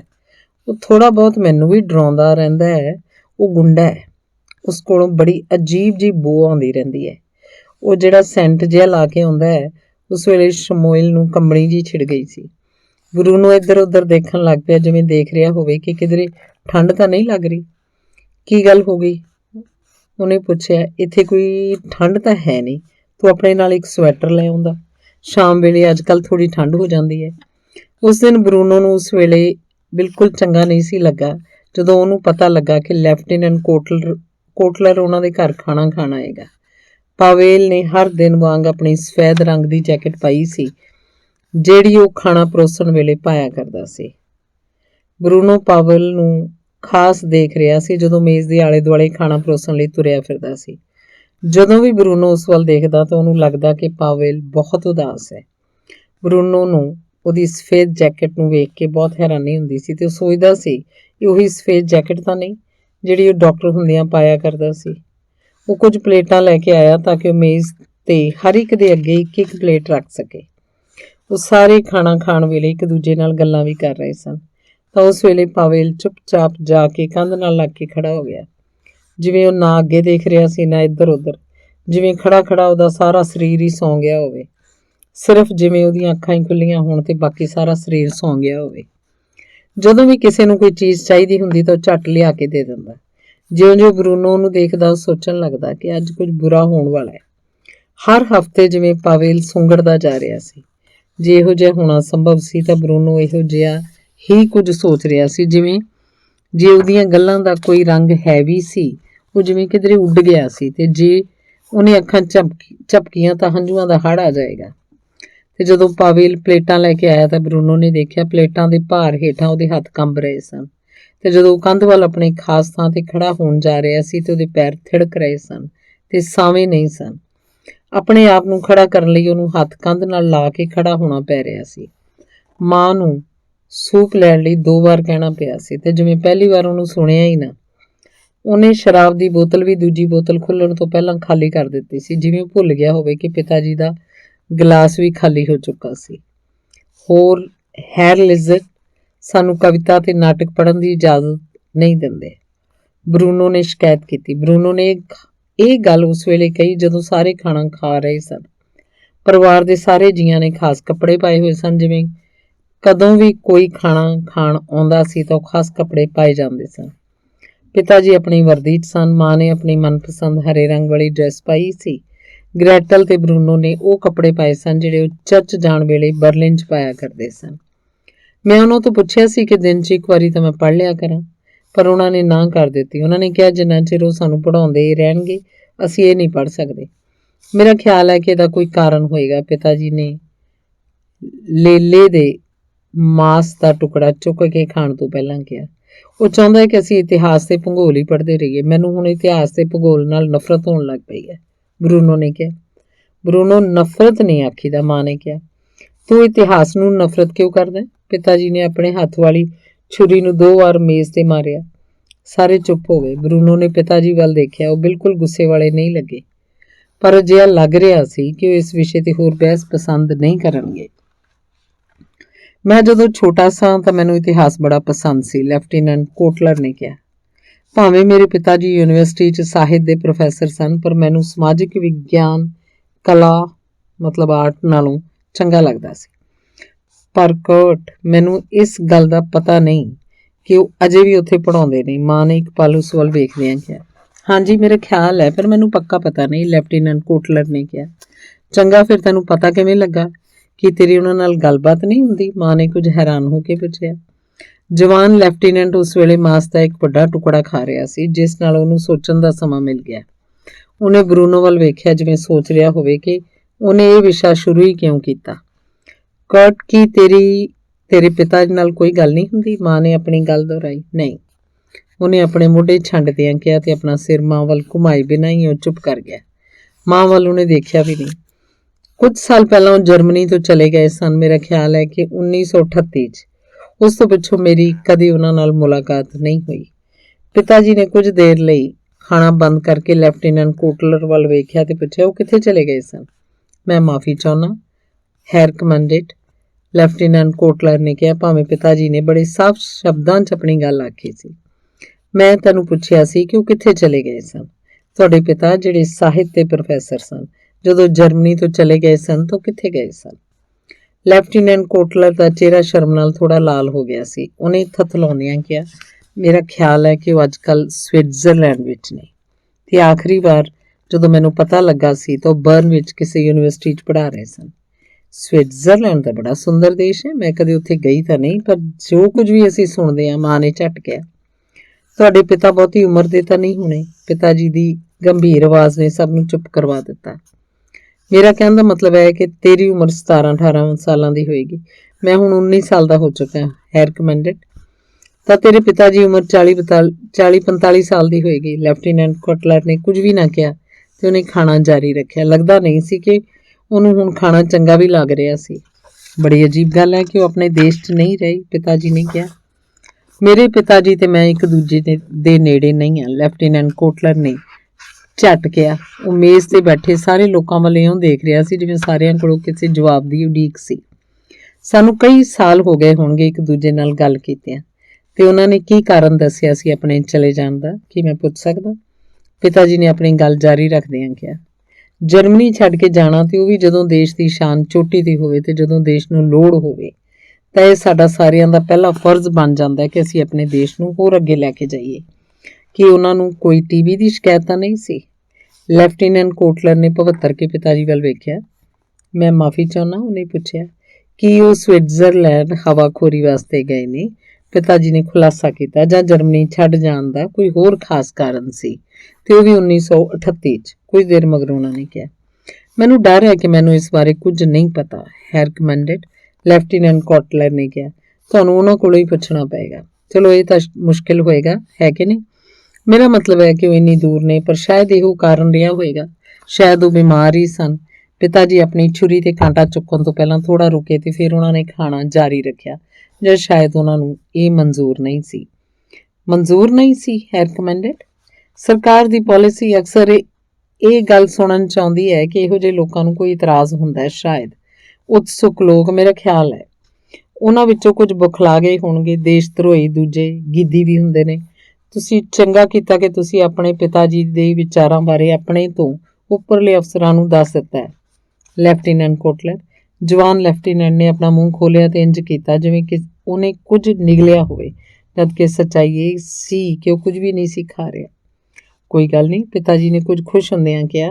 ਸ਼ਾਇਦ ਇਹ ਖਾਣ ਦੇ ਮੇਜ਼ ਤੇ ਕਰਨ ਵਾਲੀ ਬਹਿਸ ਨਹੀਂ, ਆਪਾਂ ਕਦੇ ਫੇਰ ਇਹਨੂੰ ਚੰਗੀ ਤਰ੍ਹਾਂ ਘੋਖ ਪਰਖ ਸਕਦੇ ਹਾਂ। ਚਲੋ ਛੱਡੋ। ਹੈਰ ਕਮੈਂਡੈਂਟ, ਲੈਫਟੀਨੈਂਟ ਕੋਟਲਰ ਨੇ ਫਿਕਰ ਨਾ ਲੱਗੇ ਹੁੰਦਿਆਂ ਕਿਹਾ, ਮੈਂ ਤੁਹਾਨੂੰ ਭਰੋਸਾ ਦਵਾ, ਇਹ ਖਾਣ ਵਾਲੇ ਮੇਜ਼ ਤੇ ਬਹਿਸ ਕਰਨ ਵਾਲੀ ਕੋਈ ਚੰਗਾ ਮਸਲਾ ਨਹੀਂ ਹੈ। ਪਿਤਾ ਜੀ ਨੇ ਤੇਜ਼ੀ ਨਾਲ ਕਿਹਾ। ਉਹ ਇੱਕਦਮ ਚੁੱਪ ਹੋ ਗਿਆ। ਬਰੂਨੋ ਦੋਹਾਂ ਵੱਲ ਵਾਰੀ-ਵਾਰੀ ਦੇਖਣ ਲੱਗ ਪਿਆ ਸੀ। ਉਹ ਦੋਵੇਂ ਡਰ ਕੇ ਉਸ ਮਾਹੌਲ ਨੂੰ ਮਾਣ ਰਹੇ ਸਨ। ਮੈਂ ਤਾਂ ਸਵਿਟਜ਼ਰਲੈਂਡ ਜਾਣਾ ਪਸੰਦ ਕਰਾਂਗੀ। ਕਾਫੀ ਦੇਰ ਚੁੱਪ ਰਹਿਣ ਪਿੱਛੋਂ ਗ੍ਰੈਟਲ ਨੇ ਕਿਹਾ। ਆਪਣਾ ਖਾਣਾ ਖਾਓ ਗ੍ਰੈਟਲ, ਮਾਂ ਨੇ ਕਿਹਾ। ਪਰ ਮੈਂ ਤਾਂ ਕਹਿ ਰਹੀ ਸਾਂ ਆਪਣਾ ਖਾਣਾ ਖਾਓ, ਮਾਂ ਨੇ ਫੇਰ ਕਿਹਾ।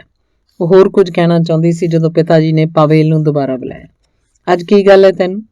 ਉਹਨਾਂ ਨੇ ਕਿਹਾ ਜਦੋਂ ਪਾਵੇਲ ਬੋਤਲ ਦਾ ਢੱਕਣ ਖੋਲ੍ਹ ਰਿਹਾ ਸੀ। ਇਹ ਚੌਥੀ ਵਾਰੀ ਹੈ ਜਦੋਂ ਕਿ ਮੈਨੂੰ ਹੋਰ ਸ਼ਰਾਬ ਮੰਗਣੀ ਪਈ ਹੈ। ਬਰੂਨੋ ਇਸ ਉਮੀਦ ਨਾਲ ਉਸ ਵੱਲ ਦੇਖ ਰਿਹਾ ਸੀ ਕਿ ਉਹ ਠੀਕ ਠਾਕ ਹੋਵੇ ਸਹੀ। ਭਾਵੇਂ ਉਹਨੇ ਬੋਤਲ ਦਾ ਡਾਟ ਬਿਨਾਂ ਕਿਸੇ ਹਾਦਸੇ ਤੋਂ ਖੋਲ੍ਹ ਲਿਆ ਸੀ, ਪਰ ਪਿਤਾ ਜੀ ਦਾ ਗਲਾਸ ਭਰਨ ਪਿੱਛੋਂ ਜਦੋਂ ਉਹਨੇ ਲੈਫਟੀਨੈਂਟ ਕੋਟਲਰ ਦੇ ਗਲਾਸ 'ਚ ਸ਼ਰਾਬ ਪਾਉਣੀ ਚਾਹੀ ਤਾਂ ਉਹਦੇ ਹੱਥੋਂ ਬੋਤਲ ਛੁੱਟ ਗਈ ਤੇ ਸਾਰੀ ਬੋਤਲ ਵਾਲੀ ਸ਼ਰਾਬ ਉਸ ਜਵਾਨ ਅਫਸਰ ਦੇ ਕੱਪੜਿਆਂ 'ਤੇ ਡੁੱਲਣ ਲੱਗ ਪਈ। ਜੋ ਕੁਝ ਵੀ ਹੋਇਆ ਉਸ ਨਾਲ ਦੋਵੇਂ ਭਚੱਕੇ ਰਹਿ ਗਏ ਸਨ। ਇਹ ਚੰਗਾ ਨਹੀਂ ਸੀ ਹੋਇਆ। ਲੈਫਟੀਨੈਂਟ ਕੋਟਲਰ ਨੂੰ ਪਾਵੇਲ 'ਤੇ ਬਹੁਤ ਗੁੱਸਾ ਚੜ੍ਹ ਗਿਆ। ਨਾ ਬਰੂਨੋ, ਨਾ ਗ੍ਰੈਟਲ, ਨਾ ਮਾਂ, ਨਾ ਪਿਤਾ ਜੀ ਵੀ ਨਹੀਂ। ਕਿਸੇ ਨੇ ਵੀ ਉਹਨੂੰ ਰੋਕਣ ਦੀ ਕੋਸ਼ਿਸ਼ ਨਹੀਂ ਕੀਤੀ। ਜੋ ਕੁਝ ਵੀ ਉਹਨੇ ਕੀਤਾ, ਭਾਵੇਂ ਉਹਨਾਂ 'ਚੋਂ ਕੋਈ ਵੀ ਇਹ ਨਹੀਂ ਦੇਖ ਸਕਿਆ, ਜਿਸ ਨਾਲ ਬਰੂਨੋ ਰੋਣ ਲੱਗ ਪਿਆ ਸੀ ਤੇ ਗ੍ਰੈਟਲ ਦਾ ਰੰਗ ਪੀਲਾ ਪੈ ਗਿਆ ਸੀ। ਉਸ ਦਿਨ ਰਾਤ ਨੂੰ ਜਦੋਂ ਬਰੂਨੋ ਸੌਣ ਲੱਗਾ ਤਾਂ ਉਸ ਦਿਨ ਖਾਣਾ ਖਾਣ ਵੇਲੇ ਜੋ ਹੋਇਆ ਉਸ ਬਾਰੇ ਸੋਚਣ ਲੱਗ ਪਿਆ। ਉਹਨੂੰ ਯਾਦ ਆਇਆ ਕਿ ਜਿਸ ਦਿਨ ਉਹ ਪਿੰਗ ਤੋਂ ਡਿੱਗਾ ਸੀ ਤਾਂ ਪਾਵੇਲ ਕਿੰਨਾ ਉੱਤੇ ਮਿਹਰਬਾਨ ਹੋਇਆ ਸੀ ਤੇ ਮਦਦ ਕੀਤੀ ਸੀ। ਦਵਾਈ ਲਾਉਣ ਵੇਲੇ ਉਹ ਕਿੰਨਾ ਦਇਆਵਾਨ ਸੀ। ਬਰੂਨੋ ਸੋਚ ਰਿਹਾ ਸੀ ਕਿ ਪਿਤਾ ਜੀ ਆਮ ਤੌਰ ਤੇ ਇਨਸਾਫ ਪਸੰਦ ਸਨ ਤੇ ਮਿਹਰਬਾਨ ਵੀ ਸਨ, ਪਰ ਕਿਸੇ ਨੇ ਵੀ ਲੈਫਟੀਨੈਂਟ ਕੋਟਲਰ ਨੂੰ ਰੋਕਣ ਦੀ ਕੋਸ਼ਿਸ਼ ਨਹੀਂ ਕੀਤੀ, ਜਿਹੜਾ ਪਾਵੇਲ ਤੇ ਬਹੁਤ ਗੁੱਸੇ ਹੋ ਗਿਆ ਸੀ ਤੇ ਇਹੋ ਜਿਹਾ ਕੁਝ ਹੀ ਆਊਟਵੇਦ ਵਿੱਚ ਹੋ ਰਿਹਾ ਸੀ ਤੇ ਹੁਣ ਉਸ ਲਈ ਕੋਈ ਕਾਰਨ ਨਹੀਂ ਸੀ ਕਿ ਉਹ ਕਿਸੇ ਨਾਲ ਵੀ ਅਸਹਿਮਤ ਹੋ ਸਕਦਾ ਹੋਵੇ। ਅਸਲ ਵਿੱਚ ਚੰਗਾ ਹੋਏਗਾ ਕਿ ਆਪਣਾ ਮੂੰਹ ਬੰਦ ਹੀ ਰੱਖੇ ਤਾਂ ਕਿ ਕੋਈ ਗੜਬੜ ਨਾ ਹੋ ਜਾਏ। ਕੁਝ ਲੋਕਾਂ ਨੂੰ ਇਹ ਪਸੰਦ ਨਹੀਂ ਹੋਏਗਾ। ਬਰਲਿਨ 'ਚ ਬੀਤਿਆ ਉਹਦਾ ਜੀਵਨ ਹੁਣ ਦੂਰ ਦੀ ਯਾਦ ਬਣ ਚੁੱਕਾ ਸੀ। ਉਹਨੂੰ ਹੁਣ ਯਾਦ ਵੀ ਨਹੀਂ ਸੀ ਰਿਹਾ ਕਿ ਕਾਰਲ, ਡੈਨੀਅਲ ਤੇ ਮਾਰਟਨ ਕਿਹੋ ਜਿਹੇ ਲੱਗਦੇ ਸਨ। ਧੰਨਵਾਦ। ਅੰਗ 14। ਬਰੂਨੋ ਨੇ ਠੀਕ ਝੂਠ ਬੋਲਿਆ। ਕਈ ਹਫ਼ਤਿਆਂ ਤੱਕ ਬਰੂਨੋ ਦੁਪਹਿਰ ਪਿੱਛੋਂ ਘਰੋਂ ਬਾਹਰ ਚਲਾ ਜਾਂਦਾ ਸੀ। ਜਦੋਂ ਹੋਰ ਹੈਰ ਲਿਜ਼ਟ ਪੜ੍ਹਾਈ ਪਿੱਛੋਂ ਆਪਣੇ ਘਰ ਚਲਾ ਜਾਂਦਾ ਤਾਂ ਮਾਂ ਦੁਪਹਿਰ ਪਿੱਛੋਂ ਥੋੜ੍ਹਾ ਸੌਂ ਜਾਇਆ ਕਰਦੀ ਸੀ ਤਾਂ ਉਹ ਕੰਡਿਆਲੀ ਤਾਰ ਦੇ ਬਾਰ-ਬਾਰ ਸ਼ਮੂਏਲ ਨੂੰ ਮਿਲਣ ਲੰਮਾ ਪੈਂਡਾ ਕਰਕੇ ਚਲਾ ਜਾਂਦਾ ਸੀ, ਜਦਕਿ ਸ਼ਮੂਏਲ ਵੀ ਬਰੂਨੋ ਨੂੰ ਉਡੀਕਦਾ ਰਹਿੰਦਾ ਸੀ। ਉਵੇਂ ਚੌਕੜੀ ਮਾਰ ਕੇ ਬੈਠਾ ਉਹ ਹੇਠਾਂ ਮਿੱਟੀ ਵੱਲ ਦੇਖਦਾ ਰਹਿੰਦਾ। ਇੱਕ ਦਿਨ ਸ਼ਮੂਏਲ ਦੀ ਅੱਖ ਕੁਝ ਨੀਲੀ ਜੀ ਹੋ ਗਈ ਸੀ ਤੇ ਜਦੋਂ ਬਰੂਨੋ ਨੇ ਇਸ ਬਾਰੇ ਪੁੱਛਿਆ ਤਾਂ ਉਹਨੇ ਨਾਂ 'ਚ ਸਿਰ ਹਿਲਾਉਂਦਿਆਂ ਕਿਹਾ ਕਿ ਉਸ ਬਾਰੇ ਉਹ ਕੋਈ ਗੱਲ ਨਹੀਂ ਕਰਨਾ ਚਾਹੁੰਦਾ। ਬਰੂਨੋ ਨੇ ਅੰਦਾਜ਼ਾ ਲਾਇਆ ਕਿ ਦੁਨੀਆ 'ਚ ਸਾਰੇ ਪਾਸੇ ਮੁੰਡੇ ਹੁੰਦੇ ਨੇ ਜਿਹੜੇ ਸਿਰਫ ਬਰਲਿਨ ਵਾਲੇ ਸਕੂਲ 'ਚ ਨਹੀਂ ਸਨ। ਉਹਨਾਂ 'ਚੋਂ ਕਿਸੇ ਇੱਕ ਨੇ ਸ਼ਮੂਏਲ ਨੂੰ ਮੁੱਕਾ ਮਾਰਤਾ ਹੋਏਗਾ। ਉਹਦਾ ਦਿਲ ਕੀਤਾ ਕਿ ਉਹ ਆਪਣੇ ਦੋਸਤ ਦੀ ਮਦਦ ਕਰੇ, ਪਰ ਉਹਨੂੰ ਕੋਈ ਰਾਹ ਨਹੀਂ ਸੀ ਲੱਭ ਰਿਹਾ ਤੇ ਉਹ ਸੋਚਣ ਲੱਗਾ ਕਿ ਸ਼ਮੂਏਲ ਨੂੰ ਚਾਹੀਦਾ ਹੈ ਕਿ ਉਹ ਅਜਿਹਾ ਸੋਚੇ ਜਿਵੇਂ ਕੁਝ ਹੋਇਆ ਹੀ ਨਹੀਂ ਹੁੰਦਾ। ਹਰ ਰੋਜ਼ ਬਰੂਨੋ ਸ਼ਮੂਏਲ ਨੂੰ ਪੁੱਛਦਾ ਰਿਹਾ ਕਿ ਕੀ ਉਹ ਤਾਰ ਦੇ ਹੇਠੋਂ ਘਿਸਰ ਕੇ ਅੰਦਰ ਆ ਜਾਏ ਤੇ ਉਹ ਇਕੱਠੇ ਖੇਡ ਸਕਣ, ਪਰ ਹਰ ਰੋਜ਼ ਹੀ ਸ਼ਮੂਏਲ ਨਾ ਕਰ ਦਿੰਦਾ ਸੀ ਕਿ ਇਹ ਕੋਈ ਚੰਗੀ ਗੱਲ ਨਹੀਂ। ਮੈਨੂੰ ਸਮਝ ਨਹੀਂ ਆਉਂਦੀ ਕਿ ਤੂੰ ਇਸ ਪਾਸੇ ਕਿਸ ਲਈ ਆਉਣਾ ਚਾਹੁੰਦਾ। ਇਸ ਪਾਸੇ ਕੁਝ ਵੀ ਚੰਗਾ ਨਹੀਂ, ਸ਼ਮੂਏਲ ਨੇ ਕਿਹਾ। ਤੂੰ ਮੇਰੇ ਘਰ ਆ ਕੇ ਰਹਿਣ ਦੀ ਕੋਸ਼ਿਸ਼ ਨਹੀਂ ਕੀਤੀ, ਬਰੂਨੋ ਨੇ ਕਿਹਾ। ਇਸ ਕਰਕੇ ਇਹਦੀਆਂ 5 ਮੰਜ਼ਿਲਾਂ ਨਹੀਂ, ਸਿਰਫ 3 ਹੀ ਨੇ। ਕੋਈ ਇੰਨੀ ਛੋਟੀ ਜਗ੍ਹਾ 'ਚ ਕਿਵੇਂ ਰਹਿ ਸਕਦਾ ਹੈ? ਉਹ ਸ਼ਮੂਏਲ ਦੀ ਕਈ ਗੱਲ ਭੁੱਲ ਚੁੱਕਾ ਸੀ ਜਦੋਂ ਉਹਨੇ ਕਿਹਾ ਸੀ ਕਿ ਆਊਟਵਿਦ ਆਉਣ ਤੋਂ ਪਹਿਲਾਂ 11 ਜਣੇ ਇੱਕੋ ਕਮਰੇ 'ਚ ਰਿਹਾ ਕਰਦੇ ਸਨ।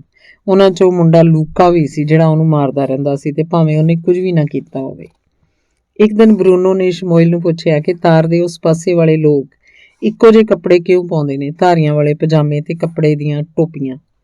ਇਹ ਕੱਪੜੇ ਉਹਨਾਂ ਨੇ ਸਾਨੂੰ ਦਿੱਤੇ ਸਨ ਜਦੋਂ ਅਸੀਂ ਇੱਥੇ ਆਏ ਸੀ। ਉਹਨਾਂ ਸਾਰੇ ਸਾਡੇ ਕੱਪੜੇ ਸਾਡੇ ਕੋਲੋਂ ਲੈ ਲਏ ਸਨ, ਸ਼ਮੂਏਲ ਨੇ ਕਿਹਾ। ਪਰ ਜਦੋਂ ਤੁਸੀਂ ਸਵੇਰੇ ਸੌਂ ਕੇ ਉੱਠਦੇ ਹੋ ਤਾਂ ਕੀ ਤੁਹਾਡਾ ਕੋਈ ਹੋਰ ਕੱਪੜੇ ਪਾਉਣ ਲਈ ਮਨ ਨਹੀਂ ਕਰਦਾ? ਤੁਹਾਡੀ ਅਲਮਾਰੀ 'ਚ ਕੁਝ ਹੋਰ ਕੱਪੜੇ ਤਾਂ ਹੋਣਗੇ ਹੀ। ਸ਼ਮੂਏਲ ਨੇ ਕੁਝ ਕਹਿਣ ਲਈ ਆਪਣਾ ਮੂੰਹ ਖੋਲ੍ਹਿਆ, ਪਰ ਫਿਰ ਕੁਝ ਸੋਚ ਕੇ ਚੁੱਪ ਕਰ ਗਿਆ। ਮੈਨੂੰ ਧਾਰੀਆਂ ਵਾਲੇ ਕੱਪੜੇ ਬਿਲਕੁਲ ਨਹੀਂ ਚੰਗੇ ਲੱਗਦੇ, ਬਰੂਨੋ ਨੇ ਕਿਹਾ। ਭਾਵੇਂ ਬਿਲਕੁਲ ਸੱਚ ਨਹੀਂ ਸੀ। ਅਸਲ 'ਚ ਉਹਨੂੰ ਧਾਰੀਆਂ ਵਾਲੇ ਕੱਪੜੇ ਚੰਗੇ ਲੱਗਦੇ ਸਨ। ਉਹ ਨਿੱਕਰਾਂ ਤੇ ਸਫੈਦ ਰੰਗ ਵਾਲੀਆਂ ਕਮੀਜ਼ਾਂ ਟਾਈਆਂ ਤੇ ਬਹੁਤ ਭੀੜੇ ਬੂਟ ਪਾ ਕੇ ਤੰਗ ਆ ਚੁੱਕਾ ਸੀ, ਜਦ ਕਿ ਸ਼ਮੂਏਲ ਤੇ ਉਹਦੇ ਸਾਰੇ ਦੋਸਤ ਸਾਰਾ ਦਿਨ ਧਾਰੀਦਾਰ ਪਜਾਮੇ ਪਾ ਕੇ ਤੁਰੇ ਫਿਰਦੇ ਸਨ। ਕਈ ਹਫ਼ਤਿਆਂ ਪਿੱਛੋਂ ਬਰੂਨੋ ਜਦੋਂ ਉਸ ਦਿਨ ਸਵੇਰੇ ਉੱਠਿਆ ਤਾਂ ਬੜੇ ਜ਼ੋਰ ਨਾਲ ਮੀਂਹ ਪੈ ਰਿਹਾ ਸੀ। ਸ਼ਾਇਦ ਰਾਤ ਕਿਸੇ ਵੇਲੇ ਮੀਂਹ ਪੈਣਾ ਸ਼ੁਰੂ ਹੋਇਆ ਹੋਏਗਾ। ਬਰੂਨੋ ਨੇ ਸੋਚਿਆ ਕਿ ਸ਼ਾਇਦ ਮੀਂਹ ਦੇ ਸ਼ੋਰ ਨਾਲ ਉਹਨੂੰ ਜਾਗ ਆ ਜਾਏਗੀ, ਪਰ ਹੁਣ ਸਵੇਰੇ ਉੱਠਣ ਪਿੱਛੋਂ ਇਹ ਪਤਾ ਨਹੀਂ ਲੱਗ ਸਕਦਾ ਕਿ ਕਦੋਂ ਮੀਂਹ ਪੈਣਾ ਸ਼ੁਰੂ ਹੋਇਆ ਸੀ। ਜਦੋਂ ਉਹਨੇ ਸਵੇਰ ਦਾ ਨਾਸ਼ਤਾ ਕੀਤਾ ਤਾਂ ਵੀ ਮੀਂਹ ਪੈ ਰਿਹਾ ਸੀ। ਸਵੇਰ ਦੀ ਪੜ੍ਹਾਈ ਵੇਲੇ ਜਦੋਂ ਹੋਰ ਹੈਰ ਲਿਜ਼ਟ ਪੜ੍ਹਾ ਰਹੇ ਸਨ ਤਾਂ ਵੀ ਮੀਂਹ ਪੈਂਦਾ ਰਿਹਾ ਸੀ। ਜਦੋਂ ਉਹਨੇ ਦੁਪਹਿਰ ਦਾ ਖਾਣਾ ਖਾਧਾ ਤਾਂ ਵੀ ਮੀਂਹ ਜਾਰੀ ਰਿਹਾ। ਜਦੋਂ ਦੁਪਹਿਰ ਪਿੱਛੋਂ ਇਤਿਹਾਸ ਤੇ ਭੂਗੋਲ ਦੀ ਪੜ੍ਹਾਈ ਖਤਮ ਹੋਈ ਤਾਂ ਵੀ ਮੀਂਹ ਜਾਰੀ ਰਿਹਾ ਸੀ। ਬੁਰੀ ਖਬਰ ਇਹ ਸੀ ਕਿ ਉਹ ਸ਼ਮੂਏਲ ਨੂੰ ਮਿਲਣ ਲਈ ਘਰੋਂ ਬਾਹਰ ਜਾ ਹੀ ਨਹੀਂ ਸਕੇਗਾ। ਉਸ ਦਿਨ ਜਦੋਂ ਦੁਪਹਿਰ ਪਿੱਛੋਂ ਬਰੂਨੋ ਆਪਣੇ ਬਿਸਤਰ ਤੇ ਲੇਟ ਕੇ ਕੋਈ ਕਿਤਾਬ ਪੜ੍ਹ ਰਿਹਾ ਸੀ ਤਾਂ ਉਸ ਲਈ ਇਕਾਗਰ ਹੋਣਾ ਮੁਸ਼ਕਲ ਹੋ ਰਿਹਾ ਸੀ। ਤਾਂ ਉਸ ਵੇਲੇ ਲਾ ਇਲਾਜ ਬਿਮਾਰੀ ਉਹਦੇ ਕਮਰੇ 'ਚ ਆ ਗਈ। ਉਹ ਅਕਸਰ ਬਰੂਨੋ ਦੇ ਕਮਰੇ 'ਚ ਨਹੀਂ ਆਇਆ ਕਰਦੀ ਸੀ। ਉਹ ਆਪਣੇ ਕਮਰੇ 'ਚ ਹੀ ਆਪਣੀਆਂ ਗੁੱਡੀਆਂ ਨੂੰ ਉੱਧਰੋਂ ਇੱਧਰ ਚੱਕ ਧਰ ਕਰਦੀ ਰਹਿੰਦੀ ਸੀ। ਇੰਜ ਉਹ ਆਪਣਾ ਖਾਲੀ ਸਮਾਂ ਬਿਤਾਇਆ ਕਰਦੀ ਸੀ। ਪਰ ਅੱਜ ਸਿੱਲੇ ਮੌਸਮ ਨੇ ਉਹਦੀ ਇਹ ਖੇਡ ਵਿਗਾੜ ਦਿੱਤੀ ਸੀ ਤੇ ਉਹ ਆਪਣੀ ਉਹ ਖੇਡ ਨਹੀਂ ਖੇਡ ਸਕਦੀ ਸੀ। ਤੈਨੂੰ ਕੀ ਚਾਹੀਦਾ? ਬਰੂਨੋ ਨੇ ਪੁੱਛਿਆ। ਕਿੰਨਾ ਸੋਹਣਾ ਸਵਾਗਤ ਹੈ, ਗ੍ਰੈਟਲ ਨੇ ਕਿਹਾ। ਮੈਂ ਪੜ੍ਹ ਰਿਹਾ, ਬਰੂਨੋ ਨੇ ਕਿਹਾ। ਕੀ ਪੜ੍ਹ ਰਿਹਾ ਤੂੰ? ਉਹਨੇ ਪੁੱਛਿਆ, ਪਰ ਉਹਦਾ ਜਵਾਬ ਉਡੀਕੇ ਬਿਨਾਂ ਹੀ ਉਹਨੇ ਕਿਤਾਬ ਦੀ ਜਿਲਦ ਆਪਣੇ ਵੱਲ ਕਰ ਲਈ ਤਾਂ ਕਿ ਉਹ ਖੁਦ ਦੇਖ ਸਕੇ ਕਿ ਉਹ ਕਿਹੜੀ ਕਿਤਾਬ ਪੜ੍ਹ ਰਿਹਾ ਸੀ। ਉਹਨੇ ਆਪਣਾ ਮੂੰਹ ਨਾਲ ਪਚਾਕਾ ਜਿਹਾ ਮਾਰਿਆ, ਜਿਸ ਨਾਲ ਉਹਦੇ ਮੂੰਹ 'ਚੋਂ ਥੁੱਕ ਦੇ ਕੁਝ ਤੁਪਕੇ ਬਰੂਨੋ ਦੇ ਚਿਹਰੇ ਤੇ ਜਾ ਪਏ। ਬੋਰਿੰਗ, ਉਹਨੇ ਬੜੀ ਸੰਗੀਤਮਈ ਆਵਾਜ਼ 'ਚ ਕਿਹਾ। ਇਹ ਬਿਲਕੁਲ ਵੀ ਬੋਰਿੰਗ ਨਹੀਂ ਹੈ, ਬਰੂਨੋ ਨੇ ਕਿਹਾ। ਇਹ ਸਾਹਸੀ ਹੈ, ਗੁੱਡੀਆਂ ਨਾਲੋਂ ਬਹੁਤ ਦਿਲਚਸਪ ਹੈ, ਤਾਂ ਪੱਕੀ ਗੱਲ ਹੈ। ਗ੍ਰੈਟਲ ਨੇ ਉਹਦੀ ਆਖੀ ਗੱਲ ਵੱਲ ਕੋਈ ਧਿਆਨ ਨਾ ਦਿੱਤਾ ਤੇ ਮੁੜ ਕਿਹਾ, ਤੂੰ ਕੀ ਪੜ੍ਹ ਰਿਹਾ ਹੈ? ਮੁੜ ਦੁਹਰਾਇਆ ਤਾਂ ਕਿ ਬਰੂਨੋ ਪਰੇਸ਼ਾਨ ਹੋ ਜਾਏ। ਮੈਂ ਤੈਨੂੰ ਦੱਸਿਆ ਤਾਂ ਹੈ ਕਿ ਮੈਂ ਪੜ੍ਹਨ ਦੀ ਕੋਸ਼ਿਸ਼ ਕਰ ਰਿਹਾ, ਉਹਨੇ ਖਿਜੀ ਜੀ ਹੋਈ ਆਵਾਜ਼ 'ਚ ਕਿਹਾ। ਜੇ ਲੋਕ ਮੈਨੂੰ ਪੜ੍ਹਨ ਦੇਣਗੇ ਵੀ ਤਾਂ ਮੇਰਾ ਇਸ ਨਾਲ ਕੋਈ ਮਤਲਬ ਨਹੀਂ, ਉਹਨੇ ਕਿਹਾ। ਮੈਨੂੰ ਮੀਂਹ ਬਿਲਕੁਲ ਨਹੀਂ ਚੰਗਾ ਲੱਗਦਾ। ਬਰੂਨੋ ਨੇ ਇਹ ਗੱਲ ਸਮਝ ਨਹੀਂ ਸੀ ਆ ਰਹੀ ਕਿ ਉਹ ਉਸ ਵਾਂਗ ਅਜਿਹਾ ਕੁਝ ਨਹੀਂ ਸੀ ਕਰਦੀ ਜਿਵੇਂ ਉਹ ਨਵੀਆਂ ਥਾਵਾਂ ਦੀ ਖੋਜ ਕਰਿਆ ਕਰਦਾ ਸੀ। ਉਹਨੇ ਇੱਕ ਦੋਸਤ ਵੀ ਬਣਾ ਲਿਆ ਸੀ। ਉਹ ਕਦੇ ਕਦਾਈ ਘਰੋਂ ਬਾਹਰ ਨਿਕਲਦੀ ਸੀ। ਇਹ ਤਾਂ ਉਹ ਗੱਲ ਸੀ ਕਿ ਜਿਵੇਂ ਉਹਨੇ ਫੈਸਲਾ ਕਰ ਲਿਆ ਸੀ ਕਿ ਅੱਜ ਬੋਰ ਹੋਣਾ ਹੀ ਹੈ, ਕਿਉਂਕਿ ਅਜਿਹੇ ਮੌਸਮ 'ਚ ਉਹ ਘਰ ਤੋਂ ਬਾਹਰ ਵੀ ਨਹੀਂ ਸੀ ਜਾ ਸਕਦੀ। ਉਹਨੂੰ ਘਰ ਦੇ ਅੰਦਰ ਹੀ ਰਹਿਣਾ ਪੈ ਰਿਹਾ ਸੀ। ਫਿਰ ਵੀ ਕੁਝ ਅਜਿਹੇ ਪਲ ਵੀ ਹੁੰਦੇ ਨੇ ਜਦੋਂ ਭੈਣ ਭਰਾ ਇਕੱਠੇ ਹੋ ਕੇ ਗੱਲਾਂ ਕਰ ਸਕਦੇ ਨੇ। ਅਜਿਹੇ ਮੌਕੇ ਉਹਨਾਂ ਨੂੰ ਇੱਕ ਦੂਜੇ ਨੂੰ ਤੰਗ ਨਹੀਂ ਕਰਨਾ ਚਾਹੀਦਾ। ਬਰੂਨੋ ਨੇ ਸੋਚਿਆ ਕਿ ਹੁਣ ਇੱਕ ਅਜਿਹਾ ਚੰਗਾ ਮੌਕਾ ਸੀ।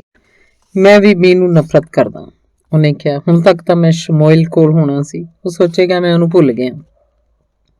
ਇਹ ਸ਼ਬਦ ਉਹਦੇ ਮੂੰਹ ਉਸ ਵੇਲੇ ਨਿਕਲੇ ਇਹ ਤੋਂ ਪਹਿਲਾਂ ਕਿ ਉਹਨਾਂ ਨੂੰ ਰੋਕ ਸਕਦਾ, ਜਿਸ ਨਾਲ ਉਹਦੇ ਢਿੱਡ 'ਚ ਵੱਟ ਜਿਹਾ ਪਿਆ ਤੇ ਉਹ ਬੇਚੈਨ ਹੋ ਗਿਆ ਕਿ ਉਹਨੇ ਅਜਿਹਾ ਕਿਹਾ ਹੀ ਕਿਉਂ। ਤੈਨੂੰ ਕਿਸ ਕੋਲ ਹੋਣਾ ਚਾਹੀਦਾ ਸੀ? ਗ੍ਰੈਟਲ ਨੇ ਪੁੱਛਿਆ।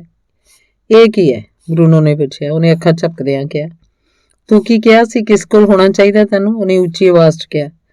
ਉਹਨੇ ਅੱਗੇ ਹੋ ਕੇ ਗੱਲ ਆਖੀ ਤਾਂ ਇਸ ਵਾਰ ਕੋਈ ਗਲਤੀ ਨਾ ਹੋਵੇ। ਮੈਂ ਤਾਂ ਕਦੇ ਵੀ ਨਹੀਂ ਕਿਹਾ ਕਿ ਮੈਨੂੰ ਕਿਸੇ ਕੋਲ ਹੋਣਾ ਚਾਹੀਦਾ। ਹਾਂ, ਤੂੰ ਕਿਹਾ ਸੀ ਕਿ ਕੋਈ ਸੋਚੇਗਾ ਕਿ ਤੂੰ ਉਹਨੂੰ ਭੁੱਲ ਗਿਆ ਹੋਏਗਾ। ਮਾਫ਼ ਕਰਨਾ ਬਰੂਨੋ, ਉਹਨੇ ਧਮਕੀ ਭਰੀ ਆਵਾਜ਼ 'ਚ ਕਿਹਾ। ਕੀ ਤੂੰ ਪਾਗਲ ਹੈ? ਉਹਨੇ ਪੁੱਛਿਆ ਤਾਂ ਕਿ ਉਹ ਸੋਚ ਸਕੇ ਕਿ ਉਹਨੇ ਸਾਰੀ ਗੱਲ ਬਣਾਈ ਹੋਈ ਸੀ, ਪਰ ਫਿਰ ਵੀ ਉਹਦੀ ਗੱਲ 'ਚ ਦਮ ਨਹੀਂ ਸੀ ਲੱਗ ਰਿਹਾ ਕਿਉਂਕਿ ਦਾਦੀ ਵਾਂਗ ਕੁਦਰਤੀ ਕਲਾਕਾਰ ਨਹੀਂ ਸੀ। ਤਾਂ ਗ੍ਰੈਟਲ ਨੇ ਆਪਣਾ ਸਿਰ ਹਿਲਾਉਂਦਿਆਂ ਉਂਗਲ ਵੱਲ ਇਸ਼ਾਰਾ ਕੀਤਾ। ਬਰੂਨੋ, ਤੂੰ ਕਿਹਾ ਕੀ ਸੀ? ਉਹਨੇ ਜ਼ਿੱਦ ਨਾਲ ਕਿਹਾ। ਤੂੰ ਕਿਹਾ ਸੀ ਕਿ ਤੈਨੂੰ ਕਿਸੇ ਕੋਲ ਹੋਣਾ ਚਾਹੀਦਾ ਸੀ।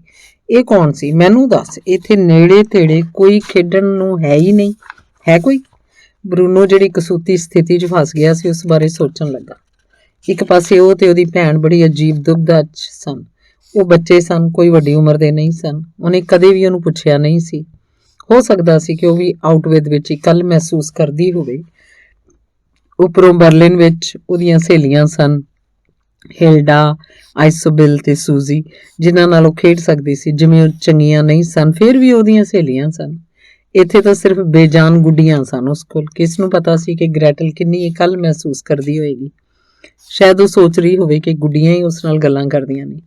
ਪਰ ਨਾਲ ਹੀ ਇੱਕ ਅਜਿਹੀ ਸੱਚਾਈ ਵੀ ਸੀ ਜਿਹਨੂੰ ਨਕਾਰਿਆ ਨਹੀਂ ਸੀ ਜਾ ਸਕਦਾ ਕਿ ਸ਼ਮੂਏਲ ਉਹਦਾ ਦੋਸਤ ਸੀ, ਨਾ ਕਿ ਉਹਦੀ ਭੈਣ ਦਾ, ਤੇ ਉਹਦੀ ਗੱਲ ਉਹ ਕਿਸੇ ਨਾਲ ਵੀ ਨਹੀਂ ਸੀ ਕਰਨਾ ਚਾਹੁੰਦਾ। ਹੁਣ ਸਿਰਫ ਇੱਕੋ ਰਾਹ ਬਾਕੀ ਸੀ ਤੇ ਉਹ ਸੀ ਕਿ ਝੂਠ ਬੋਲਿਆ ਜਾਏ।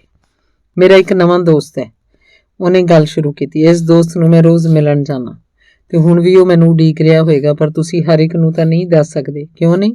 ਕਿਉਂਕਿ ਉਹ ਇੱਕ ਕਾਲਪਨਿਕ ਦੋਸਤ ਹੈ, ਬਰੂਨੋ ਨੇ ਕਿਹਾ। ਉਹਨੇ ਆਪਣੇ ਆਪ ਸ਼ਰਮਸਾਰ ਦਿਖਣ ਦੀ ਪੂਰੀ ਕੋਸ਼ਿਸ਼ ਕੀਤੀ, ਸਿਰਫ ਉਸੇ ਤਰ੍ਹਾਂ ਜਿਵੇਂ ਲੈਫਟੀਨੈਂਟ ਕੋਟਲਰ ਆਪਣੀਆਂ ਗੱਲਾਂ 'ਚ ਆਪ ਹੀ ਫਸ ਗਿਆ ਸੀ ਤੇ ਉਹਦੇ ਪਿਤਾ ਸਵਿਟਜ਼ਰਲੈਂਡ ਸਨ। ਅਸੀਂ ਹਰ ਰੋਜ਼ ਇਕੱਠੇ ਖੇਡਦੇ ਹਾਂ। ਗ੍ਰੈਟਲ ਨੇ ਆਪਣਾ ਮੂੰਹ ਖੋਲ੍ਹਿਆ ਤੇ ਉਸ ਵੱਲ ਦੇਖਿਆ, ਫਿਰ ਉੱਚੀ ਉੱਚੀ ਹੱਸਣ ਲੱਗ ਪਈ। ਇੱਕ ਕਾਲਪਨਿਕ ਦੋਸਤ, ਉਹਨੇ ਚੀਕ ਕੇ ਕਿਹਾ। ਕੀ ਤੂੰ ਕਿਸੇ ਕਾਲਪਨਿਕ ਦੋਸਤ ਲਈ ਇੰਨਾ ਵੱਡਾ ਹੋ ਗਿਆ? ਬਰੂਨੋ ਆਪਣੀ ਗੱਲ ਤੇ ਸ਼ਰਮਸਾਰ ਸੀ ਤੇ ਉਹਨੂੰ ਚੰਗਾ ਨਹੀਂ ਸੀ ਲੱਗ ਰਿਹਾ ਕਿ ਉਹ ਆਪਣੀ ਗੱਲ ਨੂੰ ਹੋਰ ਇਤਬਾਰ ਕਰਨ ਲਾਇਕ ਨਹੀਂ ਸੀ ਬਣਾ ਸਕਿਆ। ਉਹ ਮੰਜੇ ਤੇ ਇੱਧਰ ਉੱਧਰ ਹੋਣ ਲੱਗ ਪਿਆ ਤੇ ਆਪਣੀ ਭੈਣ ਨਾਲ ਅੱਖਾਂ ਵੀ ਨਹੀਂ ਸੀ ਮਿਲਾ ਰਿਹਾ, ਜਿਸ ਨਾਲ ਇਹ ਅਸਰ ਹੋਇਆ ਕਿ ਉਹ ਬਹੁਤ ਚੰਗਾ ਕਲਾਕਾਰ ਨਹੀਂ ਸੀ।